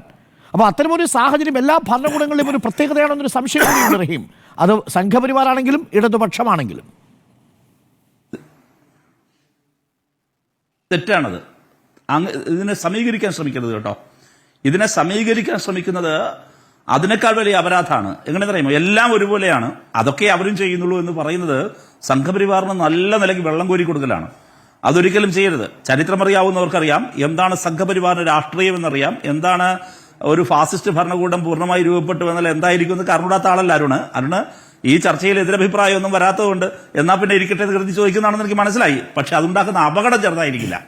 ഇപ്പൊ മനസ്സിലായി. ഞാൻ പറയാം, അങ്ങനെ ഒരു ചോദ്യത്തിലേക്ക് തന്നെ വരാം. അങ്ങനെ എവിടെയെങ്കിലും അസഹിഷ്ണുതയുണ്ടോ? ഇല്ല. ഞാൻ അരുണിനോടൊരു പുസ്തകം തിരിച്ച് റെഫർ ചെയ്യാം. ഈ രൂപേഷിന്റെ കാര്യം ഞാൻ ആ ടൈം ലൈൻ ഓർമ്മിക്കുന്നില്ല. ഏതായാലും അങ്ങ് തന്നെ പറഞ്ഞു, മുഖ്യമന്ത്രി തന്നെ അത് ഉറപ്പ് കൊടുത്തു. നോവൽ വന്നിട്ടുണ്ടാവും. അങ്ങനെ ഒരു വിലക്കൊന്നും ഞങ്ങളുടെ പൊളിറ്റിക്കൽ ലൈൻ അല്ല. അങ്ങനെ ഒരു നിലപാട് ഗവൺമെന്റോ പാർട്ടിയോ സ്വീകരിക്കില്ല. ഞങ്ങളെല്ലാപ്പോഴും വിയോജിച്ചുകൊണ്ട് യോജിക്കാവുന്ന ഒരു പുസ്തകം എന്ന് CM പറയുകയും എഴുതുകയും ചെയ്തൊരു പുസ്തകമുണ്ട്. NB ഉല്ലേഖിന്റെ ഒരു പുസ്തകമാണ്. കണ്ണൂരിലെ കലാപങ്ങളെക്കുറിച്ചുള്ള അദ്ദേഹത്തിന്റെ പഠനാർഹമായൊരു പുസ്തകമുണ്ട്. പഠിച്ച് അപഗ്രഥിച്ച് അദ്ദേഹം എഴുതിയ അദ്ദേഹത്തിന്റെ നിരീക്ഷണങ്ങൾ ഉൾക്കൊള്ളുന്നൊരു പുസ്തകമുണ്ട്. ആ പുസ്തകത്തിൽ രൂക്ഷമായ ഭാഷയിൽ പലയിടങ്ങളിലും CPM വിമർശിക്കുന്നുണ്ട്. അതിന്റെ പ്രകാശന ചടങ്ങിൽ പങ്കെടുത്തയാളാണ് സഖാവ് പിണറായി വിജയൻ. മാത്രമല്ല ആ പുസ്തകത്തിൽ ഞാൻ ഇപ്പോഴും ഓർമ്മിക്കുന്നുണ്ട്, അത് വായിക്കുമ്പോൾ അതിൽ എഴുതിയിട്ടുണ്ട്, വിയോജിപ്പുകളോടെ യോജിക്കാവുന്ന പുസ്തകം എന്നാണ് അതിൽ എഴുതിയിരിക്കുന്നത്. അപ്പോൾ വിയോജിപ്പുള്ളപ്പോൾ വിയോജിപ്പ് ഉറപ്പ് പറയാനും യോജിക്കേണ്ടത് യോജിക്കാനും, പക്ഷേ വിയോജിപ്പോടുകൂടി ഒരു ആവിഷ്കാരത്തെ, ഒരു ക്രിയേറ്റിവിറ്റിയെ സമീപിക്കാനും നല്ല രാഷ്ട്രീയ പക്വതയുള്ള ഗവൺമെന്റും പാർട്ടിയുമാണ് ഞങ്ങളുടെ നയവും അതാണ്. ഇനി അതുപോലെ ഒരു സമീകരണം ഇവിടെ നടക്കില്ല. നിങ്ങൾ അടിയന്തരാവസ്ഥയുടെ കാര്യം ശരിയാണ്. അത് ഇന്ദിരാഗാന്ധി ഇന്ദിരാഗാന്ധി അടിയന്തരാവസ്ഥ പ്രഖ്യാപിച്ചപ്പോൾ അത് ചെയ്തിരുന്നു. താങ്കളുടെ പരാമർശിക്കാത്ത ഇതിനേക്കാൾ വലിയ സെൻസർഷിപ്പ് ചെയ്തിരുന്നു. വിരുദ്ധ ശബ്ദങ്ങളെയെല്ലാം രൂക്ഷമായി കൊന്നൊടുക്കിയിരുന്നു. ഒക്കെ അല്ല, ഞാൻ സമീകരിക്കാൻ ശ്രമിക്കുകയല്ല, പക്ഷേ ആളുകളുടെ ഫേക്ക് എന്നൊക്കെ പറയുന്ന പോലെ സാമൂഹിക സമ്മർദ്ദത്തിന് കീഴ്പ്പെട്ട് പ്രവർത്തിക്കും. ഇപ്പോൾ ക്രിസ്തുവിന്റെ 6-ാം തിരുമുറിവ് എന്ന നാടകം, ആ നാടകം 1986 സഭയുടെ നിർദ്ദേശത്തെ തുടർന്ന്, സഭയുടെ ശക്തമായ സമ്മർദ്ദത്തെ തുടർന്ന് പിൻവലിക്കേണ്ടി വരുന്ന സാഹചര്യം ഉണ്ടാവുന്നത്, വിലക്കേർപ്പെടുത്തുന്ന സാഹചര്യം ഉണ്ടാവുന്നത്, ഡെമോക്രാറ്റിക് പെർഫോമൻസ് ആക്ട് പ്രകാരം അത് നിരോധിക്കേണ്ട സാഹചര്യം ഉണ്ടാവുന്നത് കേരളത്തിൽ. അല്ല, ഒരു കാര്യം മനസ്സിലാക്കേണ്ടത്, ഇപ്പോൾ നേരത്തെ ഈശോ സിനിമയുടെ കാര്യം പറഞ്ഞു, അതുപോലെ പല അഭിപ്രായങ്ങളും രൂപപ്പെട്ടു വന്നിട്ടുണ്ട്. അതും തമ്മിൽ സമീകരണം സാധ്യമല്ല. എന്തുകൊണ്ടെന്നറിയുമോ? ഇപ്പൊ ഈശോ സിനിമ ഈ ചർച്ചയിൽ തന്നെ പലരും പറഞ്ഞു, നിങ്ങൾ ക്രിസ്തുവിന്റെ 6-ാം തിരുമുറിവ് പറഞ്ഞു. വിവിധ ഏജൻസികൾ അല്ലെങ്കിൽ വിവിധ മതസംഘടനകൾ അല്ലെങ്കിൽ വിവിധ മതത്തിൽപ്പെട്ടവർ അവരുടേതായ വികാരങ്ങളോ അഭിപ്രായ പ്രകടനങ്ങളോ അവർ ഉയർത്തിക്കൊണ്ട് വരുന്നുണ്ട്. നേരത്തെ സെന്റിമെന്റ്സുമായി ബന്ധപ്പെട്ട് നിൽക്കുന്ന ഒരു കാര്യമാണ്. അത് പലപ്പോഴും ഉണ്ടായിട്ടുണ്ട്, ഇനിയും ചിലപ്പോൾ ഉണ്ടായിരിക്കും. പക്ഷേ അതിനെ നമുക്ക് ഡിബേറ്റ് ചെയ്യാം, അതിനെക്കുറിച്ച് നമുക്ക് വേറെ ചർച്ച ചെയ്യാം. ഇതല്ല.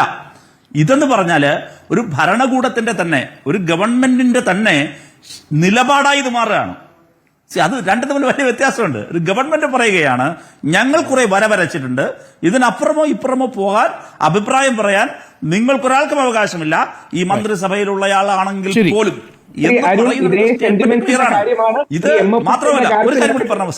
മനസ്സിലായി. ഞാൻ അങ്ങനെയൊക്കെ വരാം ശ്രീ രാഹുൽ. എനിക്ക് അതിന് മുമ്പ് പ്രവീണിലേക്ക് ഒന്നുകൂടി ഒന്ന് പോകണം. പ്രവീൺ, ഇതിപ്പോൾ സുരേഷ് ഗോപിയുടെ കാര്യം പറഞ്ഞ സാഹചര്യത്തിൽ അങ്ങ് ഈ വിഷയം സുരേഷ് ഗോപിയുടെ ശ്രദ്ധയിൽപ്പെടുത്തിയപ്പോൾ എന്തായിരുന്നു അദ്ദേഹത്തിന്റെ പ്രതികരണം? അങ്ങ് ഈ വിഷയം സുരേഷ് ഗോപിയുമായി സംസാരിച്ചിരുന്നല്ലോ. കേന്ദ്ര സഹമന്ത്രി കൂടിയാണ് ഈ സിനിമയിൽ അഭിനയിക്കുന്നത്. ഈ സിനിമയിൽ അഭിനയിക്കുന്ന സമയത്തൊരു ചലച്ചിത്ര താരം മാത്രമാണെന്ന് എനിക്കറിയാം. എങ്കിൽ പോലും ഈ സെൻസർ ബോർഡ് വിഷയം വരുന്ന സമയത്ത് ഇതിലെ നായക കഥാപാത്രമായ സുരേഷ് ഗോപിയോട് താങ്കൾ പറഞ്ഞപ്പോൾ എന്തായിരുന്നു അദ്ദേഹത്തിന്റെ പ്രതികരണം? ഇതിലാദ്യമായിട്ട് എനിക്ക് പറയാനുള്ളത്, ഈ സിനിമ ഞാൻ സുരേഷ് ചേട്ടൻ്റെ അടുത്ത് കൊണ്ടുവരുന്ന സമയത്തോ അല്ലെങ്കിൽ അദ്ദേഹം ഈ സിനിമയിൽ അഭിനയിക്കുന്ന ആദ്യ കാലങ്ങളിലോ അദ്ദേഹം ഒരിക്കലും രാഷ്ട്രീയത്തിൽ ഇത്രയ്ക്ക് MP ആവുകയോ അല്ലെങ്കിൽ ഒരു മന്ത്രിയാവുകയോ ഒന്നും ഉണ്ടായിട്ടില്ല. അതിനുശേഷം, കാരണം ഇത് 2018 സ്ക്രിപ്റ്റ് എഴുതി ഏകദേശം 2022 നവംബറിൽ ഷൂട്ട് തുടങ്ങിയൊരു സിനിമയാണ്. അതിനുശേഷം മുന്നോട്ട് വന്നിട്ട് 2024 ലോക്സഭ ഇലക്ഷൻ സംഭവിക്കുന്നു. അതിനെ തുടർന്ന് സുരേഷ് ചേട്ടൻ മന്ത്രിയാവുന്നു. അപ്പോൾ അദ്ദേഹം ഒരു സൂപ്പർ സ്റ്റാർ എന്നതിനേക്കാൾ ഉപരിയായിട്ട് ഒരു കേന്ദ്രമന്ത്രിയായിട്ടാണ് നിലവിലത്തെ സാഹചര്യം നിലനിൽക്കുന്നത്. അപ്പം ഈ ഒരു വിഷയം ഉണ്ടാകുന്ന സമയത്ത് സംസാരിക്കുമ്പോൾ ഒരു സംവിധായകൻ അല്ലെങ്കിൽ ഒരു കലാകാരൻ എന്നുള്ള നിലയ്ക്ക് എന്നോട് തോന്നിയ ഒരു കാര്യം എന്താണെന്ന് തോന്നിയാൽ, ഈ ഒരു കാര്യത്തിൽ കേന്ദ്രമന്ത്രി എന്നുള്ള തലയ്ക്ക് അദ്ദേഹത്തോട് സംസാരിക്കണമെന്ന് എനിക്ക് ഒരിക്കൽ പോലും തോന്നിയില്ല. അങ്ങനെ ഒരു ഇടപെടൽ നടത്തി ഈ സിനിമ മുന്നോട്ട് കൊണ്ടുവന്നു കഴിഞ്ഞാൽ ഞാൻ ചെയ്യുന്ന അടുത്ത സിനിമ അതെനിക്ക് സുരേഷ് അല്ലെങ്കിൽ കേന്ദ്രമന്ത്രിയെ വെച്ച് ചെയ്യണമെന്നില്ല. അതുകൂടാതെ തന്നെ എനിക്ക് തോന്നിയത് ഒരു ഗവൺമെൻറ്റിൻ്റെ പോളിസി ആയിട്ടോ ഗവൺമെൻറ് ലോ ആയിട്ടോ ഇതുമായിട്ട് ബന്ധപ്പെട്ട് മുംബൈ വരെ പോയി ഈ നിമിഷം ഇവിടെ വന്നിരിക്കുമ്പം എനിക്ക് തോന്നുന്നില്ല. ഇതിനിടയ്ക്കുള്ള എവിടെയുള്ള ബ്യൂറോക്രാറ്റ്സ് അല്ലെങ്കിൽ അങ്ങനെ തന്നെയാണ് എനിക്കത് ഫീൽ ചെയ്ത് അങ്ങനെ തന്നെയാണ്. അപ്പം ഈ സിനിമയിൽ പറയുന്നൊരു കാര്യമുണ്ട്, ടീച്ചർ കണ്ടിട്ടുള്ളവർക്കറിയാം, തെളിവുകൾ ജയിക്കുന്ന സ്ഥലമാണ് കോടതി. അപ്പം കോടതിയിലാണിപ്പോൾ Janaki versus state of Kerala. ഇന്നത്തെ ദിവസം കേരളത്തിലും വിദേശ രാജ്യങ്ങളിലും ഉൾപ്പെടെ ഏകദേശം ഒരു 400 തിയേറ്ററുകളിൽ റിലീസ് ചെയ്യേണ്ട ഒരു സിനിമയാണ്. ഇന്നലെ വരെ എൻ്റെയും പ്രൊഡ്യൂസറുടെയും മാത്രം അവകാശങ്ങളിൽ നിന്ന ഒരു സിനിമ ഇന്ന് കോടതിയുടെ കയ്യിലാണ്, അല്ലെങ്കിൽ കോടതിയുടെ സമക്ഷമാണ് ആ സിനിമ എത്തി നിൽക്കുന്നത്. അപ്പോൾ തീർച്ചയായിട്ടും അനുകൂലമായിട്ടൊരു വിധി ഉണ്ടാവും. അതായത് ഇപ്പോൾ പ്രവീൺ കരുതുന്നത് കോടതി വഴി അത് തീർപ്പാക്കപ്പെടട്ടെ, മറ്റു വിവാദങ്ങൾക്ക് എന്തായാലും പ്രവീൺ ഇല്ല, ഇതിൻ്റെ രാഷ്ട്രീയമോ മറ്റു വിഷയങ്ങളോ അല്ല. താങ്കളെ സംബന്ധിച്ച് ഒരു കലാകാരൻ എന്ന നിലയിൽ തൻ്റെ സൃഷ്ടി പുറം ലോകത്തെ കാണേണ്ട സമയമാണ്. ഇപ്പോൾ പ്രസവ സമയം കഴിഞ്ഞിട്ടും പ്രസവിക്കാതിരിക്കുമ്പോൾ സംഭവിക്കുന്നത് പോലെയുള്ളൊരു വേദന താങ്കൾക്കുണ്ടെന്നാണ് ഞാൻ മനസ്സിലാക്കുന്നത്. തീർച്ചയായിട്ടും. കാരണം ഇതിൽ കലാകാരൻ എന്ന നിലയ്ക്ക് ഉപരിയായിട്ട് എന്നെ വിശ്വസിച്ച് പണം മുടക്കിയ ഒരു പ്രൊഡ്യൂസറുണ്ട് ഈ സിനിമയിൽ. ഞാൻ പറഞ്ഞ കഥയിൽ വിശ്വസിച്ച്, എന്നെ മാത്രം വിശ്വസിച്ച്, ഞാൻ പങ്കുവച്ച ഒരു ആശയത്തിൽ വിശ്വാസം അർപ്പിച്ച് എൻ്റെ കൂടെ അദ്ദേഹത്തിൻ്റെ ജീവിതത്തിലെ സമ്പത്ത് ചിലവാക്കി എൻ്റെ കൂടെ നിൽക്കുന്ന ഒരു പ്രൊഡ്യൂസറുണ്ട്. തീർച്ചയായിട്ടും അതുകൂടാതെ ഇതിലുള്ള ഒരുപാട് കലാകാരന്മാരുണ്ട്. ഈ സിനിമ ഇന്നിവിടെ റിലീസാവുകയായിരുന്നെങ്കിൽ കേരളം മൊത്തം അറിയപ്പെടുന്ന അല്ലെങ്കിൽ അറിയുമായിരുന്ന ഒരുപാട് കലാകാരന്മാരുണ്ട്. അവർ കഴിഞ്ഞ 2-2.5 വർഷം 3 വർഷമായിട്ട് വെയിറ്റ് ചെയ്തുകൊണ്ടിരിക്കുന്ന ഒരു സിനിമയാണ്. ഈ സിനിമ ഇറങ്ങിയതിന് ശേഷം വേണം അവരുടെ കരിയറിൽ മാറ്റങ്ങൾ ഉണ്ടാവാൻ. ഇതുപോലെ തന്നെ ടെക്നിക്കൽ സൈഡിൽ എഡിറ്ററുണ്ട്, ക്യാമറമാൻ, ഇവരെ ഒരുപാട് പേരുടെ ഒരു സ്വപ്നമാണ് ഒരു സിനിമ എന്ന് പറയുന്നത്. അത് കരിയറും കൂടിയാണ്. അപ്പം തീർച്ചയായിട്ടും കോടതിയിൽ നിന്ന് നല്ലൊരു അനുകൂലമായ വിധി ഉണ്ടാകുമെന്നാണ് എൻ്റെ പ്രതീക്ഷ. ഇന്നത്തെ പ്രതികരണത്തിലും അത് ആശാവഹമാണ്, കോടതിയുടെ ഭാഗത്തു നിന്നുള്ള പ്രതികരണം. അഡ്വക്കേറ്റ് രാഹുൽ ഈശ്വർ, ഈ സിനിമയുടെ ഗൈഡ് ലൈൻസിൽ പറഞ്ഞിരിക്കുന്ന സിനിമോട്ടോഗ്രാഫിക് ആക്ടിൻ്റെ ഗൈഡ് ലൈൻ 212 പറഞ്ഞിരിക്കുന്ന visuals or words contemptuous of racial, religious or other groups are not presented എന്നുള്ളതാണ് ഇതിനകത്തെ തർക്ക വിഷയമെന്നാണ് ഞാൻ മനസ്സിലാക്കുന്നത്. പക്ഷേ ഒരു കഥാപാത്രത്തിൻ്റെ പേരിടുന്നതിലൊക്കെ മതപരമായിട്ടുള്ള വൈകാരികത ഉണ്ടാവുക എന്ന് പറയുന്നത് ഏതു സമൂഹത്തിൻ്റെ ലക്ഷണമാണ് അഡ്വക്കേറ്റ് രാഹുൽ ഈശ്വർ? അത് മുന്നോട്ട് പോകുമ്പോൾ നേരത്തെ സിബി മലയിൽ പറഞ്ഞതുപോലെ അദ്ദേഹത്തിന് ഇനി അങ്ങനെ ഒരു സിനിമ ഉണ്ടാക്കാൻ കഴിയില്ല. നിർമാല്യം പോലൊരു സിനിമ MTക്ക് എഴുതാൻ കഴിയുമോ? MTക്ക് സംവിധാനം ചെയ്യാൻ കഴിയുമോ? ആന്റണിക്ക് അഭിനയിക്കാൻ കഴിയുമോ? അഡ്വക്കേറ്റ് രാഹുൽ ഈശ്വർ. ശ്രീ അരുൺ, ഇതൊരു ബഹുസ്വര സമൂഹത്തിന്റെ ലക്ഷണമാണ്. എനിക്ക് തോന്നുന്നു കേരളത്തിലെ എല്ലാവരും ശ്രീ പ്രവീൺ നാരായണനോടൊപ്പമാണ്. അദ്ദേഹത്തിന്റെ സിനിമ പെട്ടെന്ന് ഇറങ്ങണം, പ്രത്യേകിച്ച് വേറെ കട്ടും മറ്റും പാടില്ല. ശ്രീ പത്മകുമാർ എന്ന് പറഞ്ഞ മറ്റൊരു സംവിധായകൻ ഈ ജാനകി എന്നുള്ളത് ജയന്തി എന്നാക്കി മാറ്റേണ്ടി വന്ന അദ്ദേഹത്തിന്റെ ഒരു അവസ്ഥയും പറയുകയുണ്ടായി. സിബി മലയാൾ സാറിനോടൊക്കെ ഇരിക്കുന്നത് തന്നെ എനിക്ക് വലിയ കാര്യമാണ്. അതുകൊണ്ട് അദ്ദേഹം പറഞ്ഞ കാര്യങ്ങളോടൊന്നും യോജിപ്പില്ല. പക്ഷേ എനിക്ക് ഇതിൽ ഏറ്റവും പ്രശംസിക്കാൻ ഞാൻ ആഗ്രഹിക്കുന്ന ശ്രീ A. റഹീം അദ്ദേഹത്തെയാണ്. അദ്ദേഹം ക്രിസ്ത്യൻ സമൂഹത്തിന്റെ കാര്യം പറഞ്ഞപ്പോൾ വളരെ കറക്റ്റായിട്ട് ആ സെന്റിമെന്റ്സും സെൻസിറ്റിവിറ്റിയും തുടങ്ങിയ കാര്യങ്ങൾ പറയുകയുണ്ടായി.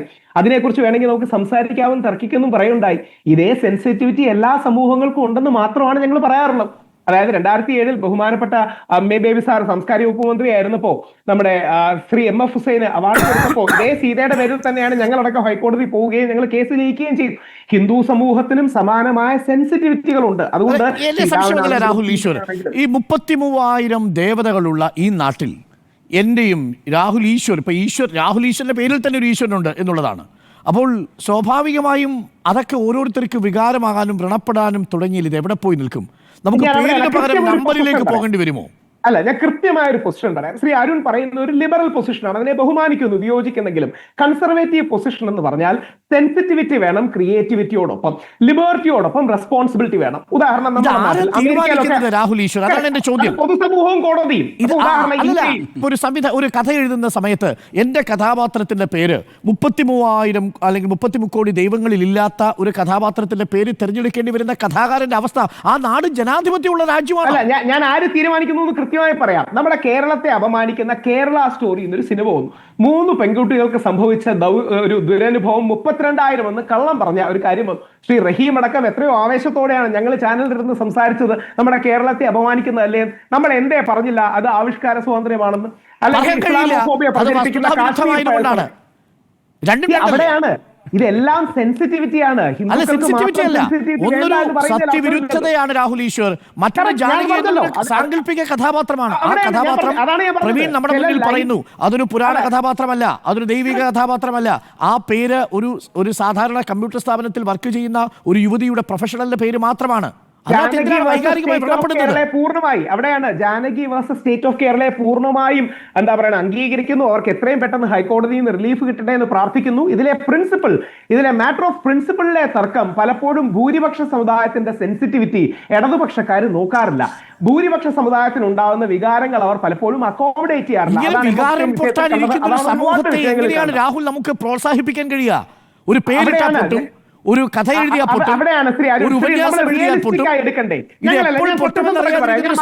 സമൂഹം മാറുന്നത് ശരിയാണോ രാഹുൽ? ഞാൻ മറച്ചു വെക്കാതെ പറയാം. നമ്മുടെ ക്രിസ്ത്യൻ സഭകളടക്കം പ്രവാചകൻ മുഹമ്മദ് നബി സല്ലല്ലാഹു അലൈഹി വസല്ലത്തിന്റെ പേര് ജോസഫ് മാഷ് മറ്റൊരു രീതിയിൽ തെറ്റായ കോണ്ടെക്സ്റ്റിൽ ഉപയോഗിച്ചു. ക്രിസ്ത്യൻ പള്ളികളടക്കം പറഞ്ഞത് അത് ചെയ്ത ശരിയല്ല, അദ്ദേഹത്തിന് അതിന് തീവ്രവാദി ആക്രമണം ഏൽക്കേണ്ടി വന്നു, അത് 100% തെറ്റാണ്. അപ്പം ചില പേരുകൾക്ക് നമ്മളൊരു ബഹുമാനം കൊടുക്കാറുണ്ട്. മുഹമ്മദ് ആണെങ്കിൽ ദൈവം എന്നത് ഉപയോഗിച്ചു എന്നുള്ളതാണ് പ്രശ്നം. അത് പ്രവാചകൻ എന്ന തരത്തിലേക്ക് വ്യാഖ്യാനിക്കപ്പെടുന്ന തരത്തിൽ ഉപയോഗിച്ചു. ഇവിടെ അങ്ങനെയല്ല. മുഹമ്മദിന്റെ പേരിൽ എത്ര കഥാപാത്രങ്ങളുണ്ട്? അവിടെയാണ് ശ്രീ അരുൺ, മുഹമ്മദിന്റെ പേരിൽ എത്ര കഥാപാത്രങ്ങളുണ്ട്? പ്രിൻസിപ്പിൾ വളരെ വളരെ നോർമൽ അല്ലേ? നമ്മൾ ചില പേരുകൾക്ക് ചില പവിത്രത കൽപ്പിക്കുന്നുണ്ട്, അതിനെ നമ്മൾ ബഹുമാനിക്കണം. അല്ല, എന്റെ സംശയമല്ല. ഈ ജാനകിക്ക് ഒരു പവിത്രതയുണ്ടെന്ന് താങ്കൾ പറയുന്നുണ്ടല്ലോ, സീതയ്ക്ക് ഒരു പവിത്രതയുണ്ട് എന്ന് താങ്കൾ പറയുന്നുണ്ടല്ലോ, ഗോവിന്ദൻ ഒരു പവിത്രതയുണ്ടെന്ന് പറയുന്നുണ്ടല്ലോ. ആ പേര് ധരിക്കുന്നവരെല്ലാരും പവിത്രതയുള്ളവരാവണമെന്ന് നിർബന്ധമുണ്ട്? ഒരിക്കലും നിർബന്ധിക്കാൻ കഴിയില്ല. പവിത്രതയാണുള്ളത്. ഒരു പവിത്രതയില്ല. ഗോവിന്ദസ്വാമിക്ക് വേറൊരു പേരുണ്ട്, ആ പേര് ഞാൻ പറയുന്നില്ല. ഗോവിന്ദസ്വാമിയുടെ മറ്റൊരു ബാക്ക്ഗ്രൗണ്ടും ഒക്കെ ഉണ്ട്. ആരെയും വേദനിപ്പിക്കാൻ താല്പര്യമില്ലാത്തതുകൊണ്ട് ഞാൻ പറയുന്നില്ല, അല്ലെങ്കിൽ പോട്ടെ പറയുന്നില്ല. പക്ഷേ ആരെയും വേദനിപ്പിക്കാതെ പോകാൻ ഒരു സെൻസിറ്റീവ് സമൂഹം, ഇവിടെ ലെഫ്റ്റ് ലിബറൽസിന്റെ പ്രശ്നം ഈ സെൻസിറ്റിവിറ്റി എന്ന പോയിന്റ് അംഗീകരിക്കുന്നില്ല. ഈ സെൻസിറ്റീവ് നമ്മൾ സെൻസിറ്റീവ് ആണോ എന്ന് പറഞ്ഞാൽ അതെന്തോ മോശമാണ്. സെൻസിറ്റീവ് എന്ന് പറഞ്ഞാൽ എന്തോ പോരായ്മയാണ് എന്ന് കരുതരുത്. പരസ്പര ബഹുമാനവും ഈ സെൻസിറ്റിവിറ്റിയാണ് നേരത്തെ റഹീം സൂചിപ്പിച്ചത്, സഹിഷ്ണുതയില്ലായ്മ. അതാണ് ഒന്നാണ് ഈ പരിപാടിയിൽ പറഞ്ഞത്. എന്താ നമ്മൾ കേട്ടില്ലേ, ക്രിസ്ത്യൻ സമൂഹത്തിന്റെ കാര്യം വരുമ്പോൾ ഇപ്പൊ ഈശോ പറഞ്ഞ ശ്രീ നാദിർഷ അടക്കം സുഹൃത്തുക്കളാണ്, അത് പള്ളിയിൽ ഒന്ന് കാണിക്കുന്നത് നന്നായിരിക്കും. അതായത് പള്ളി രക്ഷന്മാരെയും കൂടെ വിശ്വാസത്തിൽ എടുക്കണം. ഇതേപോലെ സമാനമായി വന്നാൽ അവരെയും കൂടെ വിശ്വാസത്തിൽ എടുക്കണം. അങ്ങനെ ആദിവാസി ഗോത്ര സമൂഹ വിഭാഗത്തിന്റെ കഥ പറയുമ്പോൾ നമുക്ക് ആദിവാസി സമൂഹത്തെ കാണിക്കണം, ക്രിസ്ത്യൻ സമുദായത്തിൽ നിന്ന് സിനിമ എഴുതുമ്പോൾ ക്രിസ്ത്യൻ സമുദായ വിഭാഗക്കാരെ കാണിക്കണം. ഇത് എങ്ങോട്ടാണ് പോകുന്നത് രാഹുൽ? പോവുകയാണ് സംസാരിക്കുമ്പോൾ നമ്മുടെ യാഥാർത്ഥ്യം എന്താ? നമ്മളൊരു ബഹുസ്വര സമൂഹമാണ്. ഇതാണോ ബഹുസ്വരത എന്നൊക്കെ പറഞ്ഞാൽ നിങ്ങൾ എഴുതുന്നത് എന്നെ കാണിച്ച് തൃട്ടൂരമാകണമെന്നുള്ളതാണോ ബഹുസ്വരത?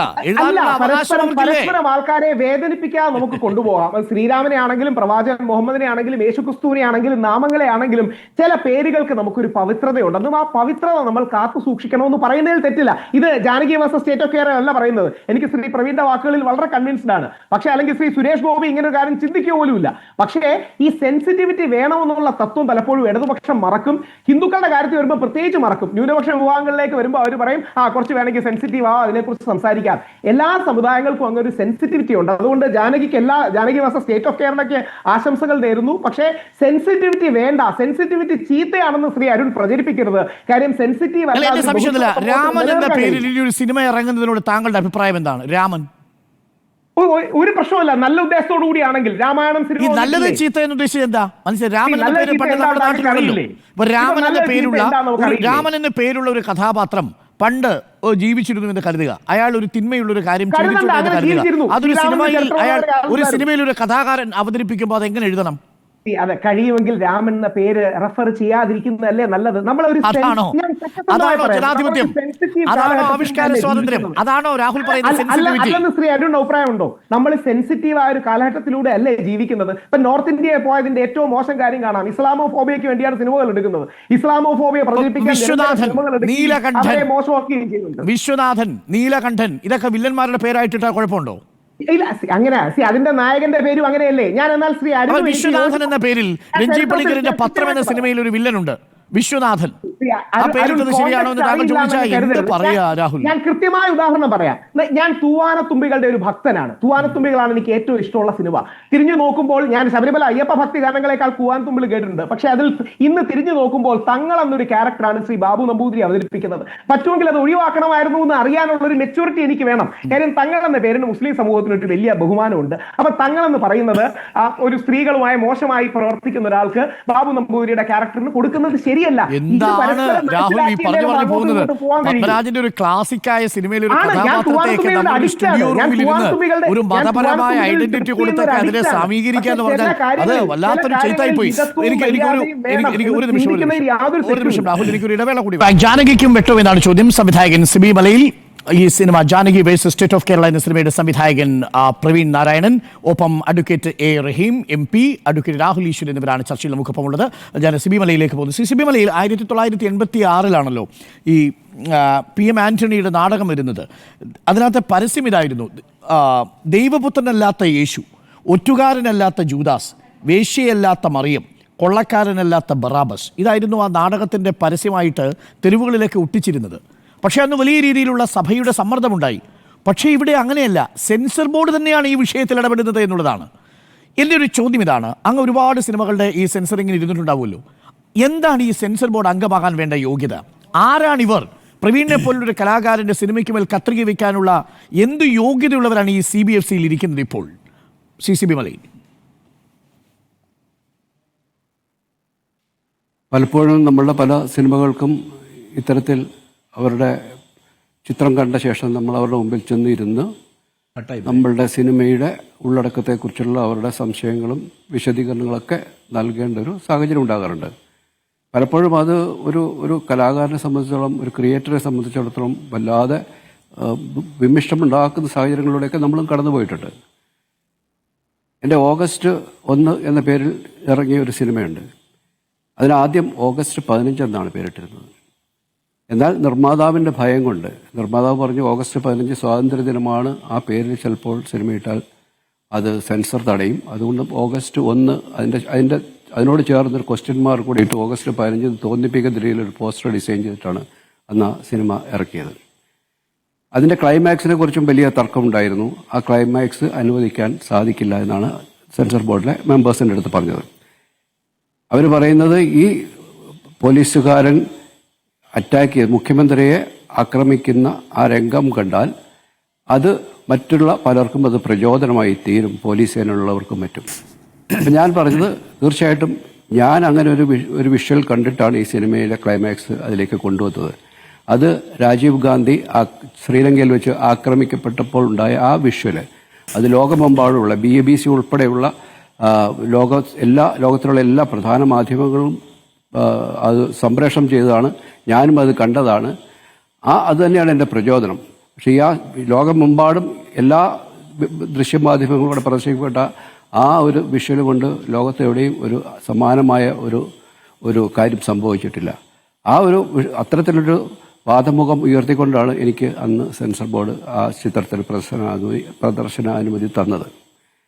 ഇത്തരത്തിലുള്ള നിരവധിയായ കടമ്പകളിലൂടെ ഞങ്ങൾ കടന്നുപോകുന്നുണ്ട്. എൻ്റെ ആശങ്ക ഇപ്പോഴും, എൻ്റെ കൺസേൺ എന്ന് പറയുന്നത് നമ്മുടെ ഈ ചർച്ചയിലിരിക്കുന്ന പ്രവീൺ നാരായണൻ എന്ന് പറയുന്ന തുടക്കക്കാരനായ സംവിധായകൻ കടന്നു പോകുന്ന അവസ്ഥകളാണ്.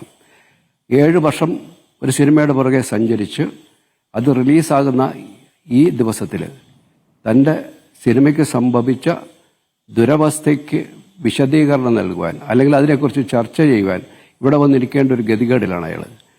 ഇന്ന് ആ സിനിമ തിയേറ്ററിലെത്തുകയും പ്രേക്ഷകരുടെ പ്രതികരണം കണ്ട് അതിൻ്റെ പ്രൊമോഷനുമായിട്ട് ബന്ധപ്പെട്ട് ചാനലുകളുടെ മുമ്പിൽ പോകേണ്ടിയിരുന്ന ആൾ ഇന്ന് ഇരുന്ന് സംസാരിക്കുന്നത് ആ സിനിമയൊന്ന് പ്രേക്ഷകരുടെ മുമ്പിലേക്ക് എത്തിക്കാനുള്ള ഒരു ഗതികേടിൻ്റെ അവസ്ഥയിലാണ്.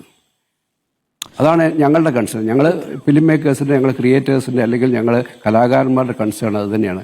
മറ്റ് വാദമുഖങ്ങളൊന്നും, പ്രത്യേകിച്ചും രാഹുൽ ഈശ്വരൊക്കെ പറയുന്ന വാദമുഖങ്ങളൊന്നും നമ്മുടെ കൺസേൺ അല്ല. നമ്മുടെ പ്രശ്നം എന്ന് പറയുന്നത് ഈ കലാകാരന്മാരെന്ന നിലയിൽ ഈ രാജ്യത്ത് നമുക്ക് നമ്മുടെ ആവിഷ്കാര സ്വാതന്ത്ര്യത്തിന് ഹനിക്കുന്ന ഒരു നിലപാടുകളോടും നമുക്ക് യോജിക്കാൻ കഴിയില്ല. ഒരാളെയും വേദനിപ്പിച്ചുകൊണ്ടോ ഒരാളുടെയും വികാരങ്ങളെ വ്രണപ്പെടുത്തിക്കൊണ്ടോ മുന്നോട്ട് പോകുക എന്നുള്ളതല്ല ഞാൻ ഉദ്ദേശിക്കുന്നത്. സത്യസന്ധമായിട്ട് ഈ 2018 തൊട്ട് ആ സിനിമയുടെ പുറകെ സഞ്ചരിക്കുന്ന ഒരാളാണ്. അന്ന് വരെയും ഇന്നത്തെ ഈ ദിവസം വരെയും ആർക്കും തർക്കമില്ലാത്ത പുതിയ തർക്കങ്ങളെ സ്വപ്നത്തിൽ പോലും വിചാരിക്കാത്ത ഒരു വിഷയത്തിന് പേരിൽ ആ സിനിമയെക്കുറിച്ച് കംപ്ലൈൻ്റ് ഇല്ല, അതിൻ്റെ കണ്ടന്റിനെ കുറിച്ച് കംപ്ലൈൻ്റ് ഇല്ല, ഒരു പേരിനെ ചൊല്ലി എന്തൊരു അവസ്ഥയാണിത്. തീർച്ചയായിട്ടും അതാണ് ഞങ്ങളുടെ കൺസേൺ. അതുകൊണ്ട് തന്നെയാണ് ഇന്ന് ഫെഫ്കയും മറ്റ് സിനിമാ സംഘടനകൾ ഉൾപ്പെടെ ഒരു നിലപാടെടുത്തിരിക്കുന്നത്. ആ നിലപാടിൽ നിന്നും സിനിമാ പ്രവർത്തകർ പിന്നോട്ട് പോകുന്ന പ്രശ്നമില്ല. ഇത്തരത്തിലുള്ള ഇതൊരു പ്രസിഡൻസായി മാറിക്കൊണ്ട് മേലിൽ ഇങ്ങനെ ഒരു ഫിലിം മേക്കർക്കും ഈ ഒരു ഗതി ഉണ്ടാകരുത് എന്നുള്ള പൂർണ്ണമായ നിശ്ചയം ഞങ്ങൾക്കുണ്ട്. അതുകൊണ്ട് തന്നെയാണ് തിങ്കളാഴ്ച സെൻസർ CBFC ഓഫീസിന് മുമ്പിൽ നമ്മൾ ആദ്യത്തെ നമ്മുടെ ഒരു സൂചന എന്ന നിലയിലുള്ള നമ്മുടെ ഒരു ദിവസത്തെ പ്രതിഷേധം സംഘടിപ്പിച്ചിരിക്കുന്നു. ശ്രീ CB മലയിൽ എൻ്റെ ഒരു ചോദ്യം ഇതായിരുന്നു. അതായത് ഈ CBFCയിലൊക്കെ വരുന്ന അംഗങ്ങൾക്ക്, സെൻസർ ബോർഡ് അംഗങ്ങൾക്ക് ഒരു മിനിമം യോഗ്യതയെങ്കിലും വേണ്ടേ? 1-2 ഞാൻ അവരെ മോശം പറയുകയല്ല, 1-2 ടെലിഫിലിമിലോ ഒക്കെ മുഖം കാണിക്കുക, അത് സംവിധാനം ചെയ്യുക, അതിൻ്റെ പേരിൽ ഏതെങ്കിലും രാഷ്ട്രീയ കക്ഷികളുടെ പിന്തുണയോടുകൂടി ഈ സെൻസർ ബോർഡിൽ കയറിയിരിക്കുക, ഇതിനെക്കുറിച്ച് എന്താണ് എന്നൊരു കലാകാരൻ്റെ ആവിഷ്കാരത്തെക്കുറിച്ച് ഒരു ബോധ്യവും ഇല്ലാതെ കത്രിക വയ്ക്കാൻ പറയുക, ഈ രീതി മാറേണ്ടതല്ലേ CB മലയിൽ? ഞാൻ അതാണ് അങ്ങോട്ട് ചോദിച്ചത്. തീർച്ചയായിട്ടും താങ്കൾ സൂചിപ്പിച്ചത് തന്നെയാണ് ഇവരുടെ യോഗ്യത എന്ന് പറയുന്നത്. സെൻസർ ബോർഡിലെ എല്ലാവരെക്കുറിച്ചല്ല, സിനിമയെക്കുറിച്ച് അല്ലെങ്കിൽ സിനിമ പശ്ചാത്തലമുള്ള പലരും ആ സെൻസർ ബോർഡിൽ ഉണ്ടാകാറുണ്ട്. ഒരുപക്ഷെ അവരിന്ന് സജീവമായി സിനിമയിൽ നിൽക്കുന്നവരാകണമെന്നില്ല. അഭിനേത്രികളുണ്ടാവാം, മുൻകാല സംവിധായകരുണ്ടാകാം, അല്ലെങ്കിൽ മറ്റ് ടെക്നീഷ്യന്മാരുണ്ടാകാം. പക്ഷേ ബഹുഭൂരിപക്ഷവും വരുന്നത് ഒരു രാഷ്ട്രീയ പശ്ചാത്തലത്തിൽ നിന്ന് വരുന്നവരാണ്. ഭരണകൂടത്തിൻ്റെ കൂടെ നിൽക്കുന്നവർക്ക് കിട്ടാവുന്ന ചില ഔദാര്യങ്ങളുടെ ഭാഗമായിട്ട് എത്തിപ്പെടുന്നവരാണ്. അവർക്ക് ഒരു കലാകാരൻ്റെ ഒരു കലാപ്രവർത്തനത്തിൻ്റെ പിന്നിലുള്ള കഷ്ടപ്പാടുകളും അതിൻ്റെ അവർ കടന്നു പോകുന്ന ആ ഒരു ക്രിയേറ്റിവിറ്റിയുടെ വേദനകളൊന്നും അവർക്ക് മനസ്സിലാകുകയില്ല. അവിടെ വന്നിരുന്ന് അവർക്ക് യജമാനേക്കാൾ വലിയ യജമാന ഭക്തി കാണിക്കുന്ന ഒരു കൂട്ടം ആൾക്കാരുണ്ട്. അത് തന്നെയാണ് ഇവിടെയും സംഭവിച്ചിരിക്കുന്നത്. നേരത്തെ ഒരു ബ്യൂറോക്രസിയുടെ ഭാഗം എന്ന് പറയുമ്പോൾ തീർച്ചയായിട്ടും ഒരു ഒരു ഒരു ഉദ്യോഗസ്ഥന്മാരുടെ തലത്തിൽ അമിതമായ രാജഭക്തി കാണിക്കുന്നതിൻ്റെ ഒരു ഉദാഹരണമാണ് ഇപ്പോൾ നമ്മളുടെ മുമ്പിൽ നമ്മൾ ഇപ്പോൾ നടന്നുകൊണ്ടിരിക്കുന്നത്. 2 മിനിറ്റ് കൂടി ചർച്ച. അഡ്വക്കേറ്റ് എ റഹീം, ഈ രീതി മാറേണ്ടതല്ലേ? നമ്മുടെ ഈ സെൻസർ ബോർഡ് അംഗങ്ങളുടെ യോഗ്യത എന്താണെന്ന് മിനിമം നിശ്ചയിക്കാനെങ്കിലും നമ്മുടെ സംവിധാനങ്ങൾക്ക് കഴിയേണ്ടതല്ലേ? ഭരണകൂടത്തിൻ്റെ അജ്ഞാനുവർത്തികളായി നിന്ന് യജമാനന്മാരെക്കാൾ വലിയ യജമാന ഭക്തി കാണിക്കുന്ന ഈ സിനിമയെക്കുറിച്ചോ ചലച്ചിത്ര ആവിഷ്കാരത്തെക്കുറിച്ചോ ഒരു ബോധ്യവുമില്ലാത്ത ആളുകളാണ് ഈ പറയുന്ന വിഡ്ഢിത്തരങ്ങൾ എഴുന്നള്ളിക്കുന്നത്. ഇതും നമുക്ക് സഹിക്കേണ്ടി വരുന്നല്ലോ എന്നുള്ളതാണ് നമ്മുടെയൊക്കെ അവസ്ഥ. അഡ്വക്കേറ്റ് എ റഹീം, ഇത് മാറേണ്ടതല്ലേ? ഇല്ല, ഞാൻ അതിനോടല്ല യോജിക്കുന്നത്. യജമാനന് രാജഭക്തി കുറവും യജമാനനേക്കാൾ വലിയ രാജഭക്തി ബ്യൂറോക്രസിക്കുമെന്ന അഭിപ്രായം എനിക്കില്ല. മാത്രമല്ല, സംവിധായകൻ പറഞ്ഞൊരു കാര്യം, ഇത് മുകളിലും തീരുമാനിച്ചൊന്നും ആയിരിക്കില്ല, ഇത് ഇവിടുത്തെ കുറച്ച് ആളുകൾ മാത്രം. അങ്ങനെയാണെങ്കിൽ പിന്നെ ഭയാനകമായ അന്തരീക്ഷമൊന്നുമില്ല സാറേ. എങ്കിൽ പിന്നെ നിങ്ങളെക്കുറിച്ച് വേറൊരു അഭിപ്രായം രൂപപ്പെട്ടു വരുന്നുണ്ട്, ഇത് പ്രൊമോഷന് വേണ്ടി ഉണ്ടാക്കിയെടുക്കുന്ന വിവാദമാണെന്ന്. എനിക്ക് അങ്ങനെ വിശ്വസിക്കേണ്ടി വരും. ഇത് യഥാർത്ഥത്തിൽ നിങ്ങൾ കരുതുന്നുണ്ടോ ഈ പറയുന്ന ബ്യൂറോക്രസിയിൽ അവിടെ ഇരിക്കുന്ന സെൻസർ ബോർഡിലെ 3-4 പേരാണെന്ന്? അങ്ങനെയെങ്കിൽ എമ്പുരാൻ സിനിമയുടെ സമയത്ത് ആരാ വാളെടുത്തിറങ്ങിയത്? ഈ പാർലമെന്റിനകത്ത് ഇതേ സുരേഷ് ഗോപിയും ജോർജ് കുര്യൻ ഉൾപ്പെടുന്ന മന്ത്രിമാരും മന്ത്രിസഭയിലുള്ള അംഗങ്ങളാണ് പാർലമെന്റിനുള്ളിൽ ഔദ്യോഗികമായി വാളെടുത്തിറങ്ങിയത്. ഏത് ബ്യൂറോക്രസിയിലിരിക്കുന്ന 4 പേരാണോ അന്ന് തീരുമാനിച്ചേ? ഇതൊരു പൊളിറ്റിക്കൽ നിലപാടിന്റെ ഭാഗമാണ്. അത് തുറന്നു പറയാനും അതിനെ അങ്ങനെ തുറന്നു തീർക്കാനും ആ യജമാനന്മാർക്കാണ് പ്രശ്നം. യജമാനന്മാർക്കാണ് രാജഭക്തി, യജമാനന്മാരുടേതാണ് പ്രശ്നം, അല്ലാതെ മറ്റാരുടേതെങ്കിലുമാണ് പ്രശ്നമെന്ന് പറഞ്ഞ് യഥാർത്ഥ ഡയഗ്നോസിൽ നിന്ന് മാറി ചിന്തിക്കുന്നതിനെ യോജിക്കാനേ കഴിയില്ല. ഇതിനെ തുറന്നു തീർക്കണം, ഇതിനെ ശക്തമായി പ്രതിരോധിക്കണം, ശബ്ദമുയർത്തണം. അങ്ങനെ ഉയരുന്ന അസഹിഷ്ണുതയ്ക്കെതിരായ എല്ലാ ശബ്ദങ്ങളിലും ഞങ്ങൾ കൂടെ ഉണ്ടാകും. പ്രവീൺ എന്തോ പറയാനുണ്ട്? തീർച്ചയായിട്ടും. ഞാൻ ഈ സിനിമയുടെ കാര്യമായിട്ട് ബന്ധപ്പെട്ട് സുരേഷ് ചേട്ടനെ ആദ്യം കണ്ട സമയത്ത് ഞാൻ സുരേഷിനോട് പറഞ്ഞൊരു കാര്യമുണ്ട്. എൻ്റെ ജീവിതത്തിൽ അമ്മയായും പെങ്ങളായും കൂട്ടുകാരിയായും കാമുകിയായും ഭാര്യയായും സ്ത്രീകൾ കടന്നു വന്നിട്ടുണ്ട് ഒരുപാട്. അവരോടൊക്കെ എത്രത്തോളം നീതി പുലർത്താൻ എനിക്ക് സാധിച്ചിട്ടുണ്ടോ എന്ന് എനിക്കറിയില്ല. പക്ഷേ എൻ്റെ ഈ cinema Janaki versus state of Kerala എന്ന് പറഞ്ഞ സിനിമ, അതിനെല്ലാം 100% അവരോടെല്ലാം നീതി പുലർത്തുന്ന അല്ലെങ്കിൽ സ്ത്രീകളോടുള്ള ഒരു സമർപ്പണമായിരിക്കും എന്ന് പറഞ്ഞു തന്നെ തുടങ്ങിയ ഒരു സിനിമയാണിത്. രണ്ടാമത്, എൻ്റെ കൂടെ നിൽക്കുന്ന എല്ലാ അസിസ്റ്റന്റ് ഡയറക്ടർമാർ അല്ലെങ്കിൽ സിനിമയെപ്പറ്റി സംസാരിക്കുന്ന എല്ലാവരോടും പറയാറുണ്ട്, ഒരുപക്ഷെ 7 വർഷം കഷ്ടപ്പാടെന്ന് പറയുമ്പോൾ ആർക്കും മനസ്സിലാവണമെന്നില്ല എന്താണെന്നുള്ളത്. അതിനൊരു ജസ്റ്റ് ഒരു ക്ലാരിറ്റി പറയാം. 7 വർഷം കഷ്ടപ്പെട്ടിട്ടും ഈ സിനിമ ഇറങ്ങിയില്ല, അല്ലെങ്കിൽ 7 വർഷവും 24 മണിക്കൂറും ഞാൻ വേറൊരു ജോലിക്ക് പോലും പോകാതെ 7 വർഷവും ഈ സിനിമയുടെ പിറകിൽ നിന്നിട്ടും ഈ സിനിമ ഇപ്പോഴും അത് ഇറക്കാനായിട്ട് ഞാൻ ഇവിടെ വന്നിരുന്ന് സംസാരിക്കേണ്ടി വരുന്നുവെന്നുണ്ടെങ്കിൽ കലാകാരന്മാർ അനുഭവിക്കുന്ന വേദന അല്ലെങ്കിൽ വിഷമം, തടസ്സങ്ങൾ എത്രത്തോളം ഉണ്ടെന്ന് എല്ലാവരും ചിന്തിക്കണം. 2, ഇത് ശ്രീ എ റഹീം പറഞ്ഞതുപോലെയാണ് എന്നുണ്ടെങ്കിൽ കേന്ദ്രമന്ത്രി സുരേഷ് ഗോപി എന്നോട് പറയേണ്ട ആവശ്യമില്ല. അദ്ദേഹം എന്നോട് ആവശ്യപ്പെട്ടത്, നിങ്ങൾ അല്ലെങ്കിൽ എന്നോടൊന്നല്ല, ഞാനടങ്ങുന്ന പ്രൊഡ്യൂസർ അടക്കം ഈ സിനിമയുടെ അണിയറ പ്രവർത്തകരോട് പറഞ്ഞത്, CBFC എന്ന് പറയുന്നത് ഒരു ഓട്ടോണമസ് ബോഡിയാണ്. അവിടുത്തെ അല്ലെങ്കിൽ അവരുടെ തീരുമാനം എന്താണോ അത് നിങ്ങൾക്ക് സ്വീകാര്യമല്ലെങ്കിൽ നിങ്ങൾ കോടതിയിൽ പോവുക, നിങ്ങൾ കോടതിയിൽ പോയി നിങ്ങൾ സംസാരിക്കൂ എന്ന് പറയണമെന്നുണ്ടെങ്കിൽ ലോജിക്കലിയാണ് ഞാൻ പറഞ്ഞത്. അദ്ദേഹം അങ്ങനെ ഒരു സിനിമ ചെയ്തതിന് ശേഷം ഇതിവിടെ ഒരു വിവാദമാക്കി കത്തിച്ച് എനിക്ക് തോന്നുന്നില്ല അങ്ങനെയൊന്നും ആണെന്ന്, അതിനൊന്നും ഉള്ള സാധ്യതകളില്ല. നമ്മൾ കുറച്ച് ലോജിക്കലിയോടെ ചിന്തിക്കേണ്ട കാര്യങ്ങളെ പറ്റി സംസാരിക്കുമ്പോൾ ഇത് എനിക്ക് എനിക്കും തോന്നുന്നില്ല. പക്ഷേ എനിക്കറിയാം താങ്കളുടെ, പക്ഷേ റഹീം സൂചിപ്പിച്ചത് ഇതൊരു വ്യവസ്ഥയുടെ ഭാഗമാണ്. ഏതെങ്കിലും തരത്തിൽ ഉദ്യോഗസ്ഥർ മാത്രം ഉൾപ്പെട്ടതല്ല, ഇതൊരു മൂല്യവ്യവസ്ഥയുടെ തുടർച്ചയാണ്. എമ്പുരാനിൽ കത്രിക വെച്ച് അതേ മനസ്ഥിതിയാണ് ഇവിടെയും പ്രവർത്തിക്കുന്നത് എന്നതാണ്, അതേ രാഷ്ട്രീയ വ്യവസ്ഥയാണ് അതിൻ്റെ ഉത്തരവാദികൾ എന്നാണ് അദ്ദേഹം സൂചിപ്പിച്ചത്. ആ നിമിഷം തൊട്ട് ഈ നിമിഷം വരെ സുരേഷ് ഏട്ടൻ നമ്മുടെ സിനിമയുടെ കൂടെ തന്നെയാണ് നിന്നിട്ടുള്ളത്, നീതിപൂർവ്വം തന്നെയാണ് പ്രവർത്തിക്കുന്നത് തന്നെയാണ് ഞങ്ങളുടെ വിശ്വാസം. ഏതെങ്കിലും ഒരു ഘട്ടത്തിൽ അങ്ങനെ അല്ല എന്നുണ്ടെങ്കിൽ തോന്നുവാണെങ്കിൽ ആ സമയം അത് പറയുന്നതിന് നമുക്ക് യാതൊരു മടിയുമില്ല. ഞങ്ങൾക്ക് ആർക്കും ഒരു കാരണവശാലും സത്യസന്ധതയെ ആദരിക്കുന്നു. പ്രവീൺ, ഒരു കാര്യം കൂടി, ഇനിയിപ്പോൾ കോടതിയുടെ മുൻപിലാണ് പോകേണ്ടത്. ഇന്നത്തെ ദിവസം നേരത്തെ സിബിമലയിൽ പറഞ്ഞതുപോലെ ഈ സിനിമയുടെ പ്രൊമോഷനുമായി ബന്ധപ്പെട്ട് താങ്കളെ അഭിമുഖം ചെയ്യേണ്ട ആളാണ് ഞാൻ. പക്ഷേ നിർഭാഗ്യവശാൽ ഈ സിനിമ ഇറങ്ങാത്തതിൽ താങ്കളുടെ സങ്കടം കേൾക്കേണ്ടി വരുന്ന ഒരാളായിട്ട് ഞാനും മാറുകയാണ്. പ്രവീൺ, പ്രതീക്ഷയുണ്ടല്ലോ അല്ലേ അടുത്ത ആഴ്ചയെങ്കിലും ഈ സിനിമ പ്രേക്ഷകരുടെ മുന്നിൽ എത്തുമെന്ന്? തീർച്ചയായിട്ടും പ്രതീക്ഷയുണ്ട് അരുൺ സാർ. കാരണം ഇതെൻ്റെ മാത്രം സിനിമയല്ല, ഒരുപാട് പേരുടെ പ്രാർത്ഥനകളുണ്ട്, ഒരുപാട് കലാകാരന്മാരുടെ ജീവിതമുണ്ട് ഈ സിനിമയിൽ. അപ്പോൾ തീർച്ചയായിട്ടും തിങ്കളാഴ്ച കോടതി ഈ സിനിമ കാണും, അല്ലെങ്കിൽ കോടതി കാണുമെന്നല്ല, കോടതി ഉചിതമായൊരു തീരുമാനം. പക്ഷേ ഞാൻ ആഗ്രഹിക്കുന്ന കോടതി ഈ സിനിമ കാണണമെന്നാണ്. കോടതി കാണട്ടെ, കോടതി കാണുമ്പം അവർക്കറിയാൻ സാധിക്കുമല്ലോ CBFC എന്തെങ്കിലും കാരണങ്ങൾ കൊണ്ടായിരിക്കാം, അല്ലെങ്കിൽ ഈ പറഞ്ഞ പോലെ അവർ പറഞ്ഞ ഗൈഡ് ലൈൻ 2/12 അതാണ് പറയുന്നത്. അതിനകത്ത് പറയുന്നത് ഒഫൻസ്, അതായത് സൊസൈറ്റിയുടെ വാല്യൂസിന് എതിരായിട്ടുള്ള എന്തോ ഒരു കാര്യമുണ്ട്. അങ്ങനെ കുറേ ഗൈഡ് ലൈൻസ്, കുറേ കാര്യങ്ങൾ പറയുന്നുണ്ട്. അപ്പം അതെന്താണെന്നുള്ളത് നമുക്കറിയില്ല. അത് കോടതിയിൽ അവർ തിങ്കളാഴ്ച പറയുമായിരിക്കാം. എന്തായാലും കോടതി ഈ സിനിമ കാണുകയും അല്ലെങ്കിൽ ഉചിതമായൊരു തീരുമാനം വരുമെന്ന് തന്നെയാണ് പ്രതീക്ഷ. അതിനുവേണ്ടി തന്നെയാണ് വെയിറ്റ് ചെയ്യുന്നത് ഞങ്ങൾ എല്ലാവരും. നല്ലത് സംഭവിക്കട്ടെ പ്രവീൺ. ആ സിനിമ എത്രയും പെട്ടെന്ന് റിലീസ് ചെയ്യട്ടെ, തടസ്സങ്ങളെല്ലാം നീങ്ങട്ടെ എന്ന് ആശംസിക്കുക കൂടി ചെയ്യുന്നു. താങ്കളുടെ 7 വർഷത്തെ പ്രയത്നം പാഴാവില്ല എന്ന് തന്നെയാണ് പ്രതീക്ഷ. ഇതൊക്കെ താൽക്കാലികമായ തടസ്സങ്ങളായി മാത്രം കണക്കാക്കുക. Thank you Praveen Narayanan. Thank you Shri Sibi Malayil. Thank you advocate A Raheem. Thank you advocate Rahul Easwar ചർച്ചയിൽ ചേർന്നതിന്.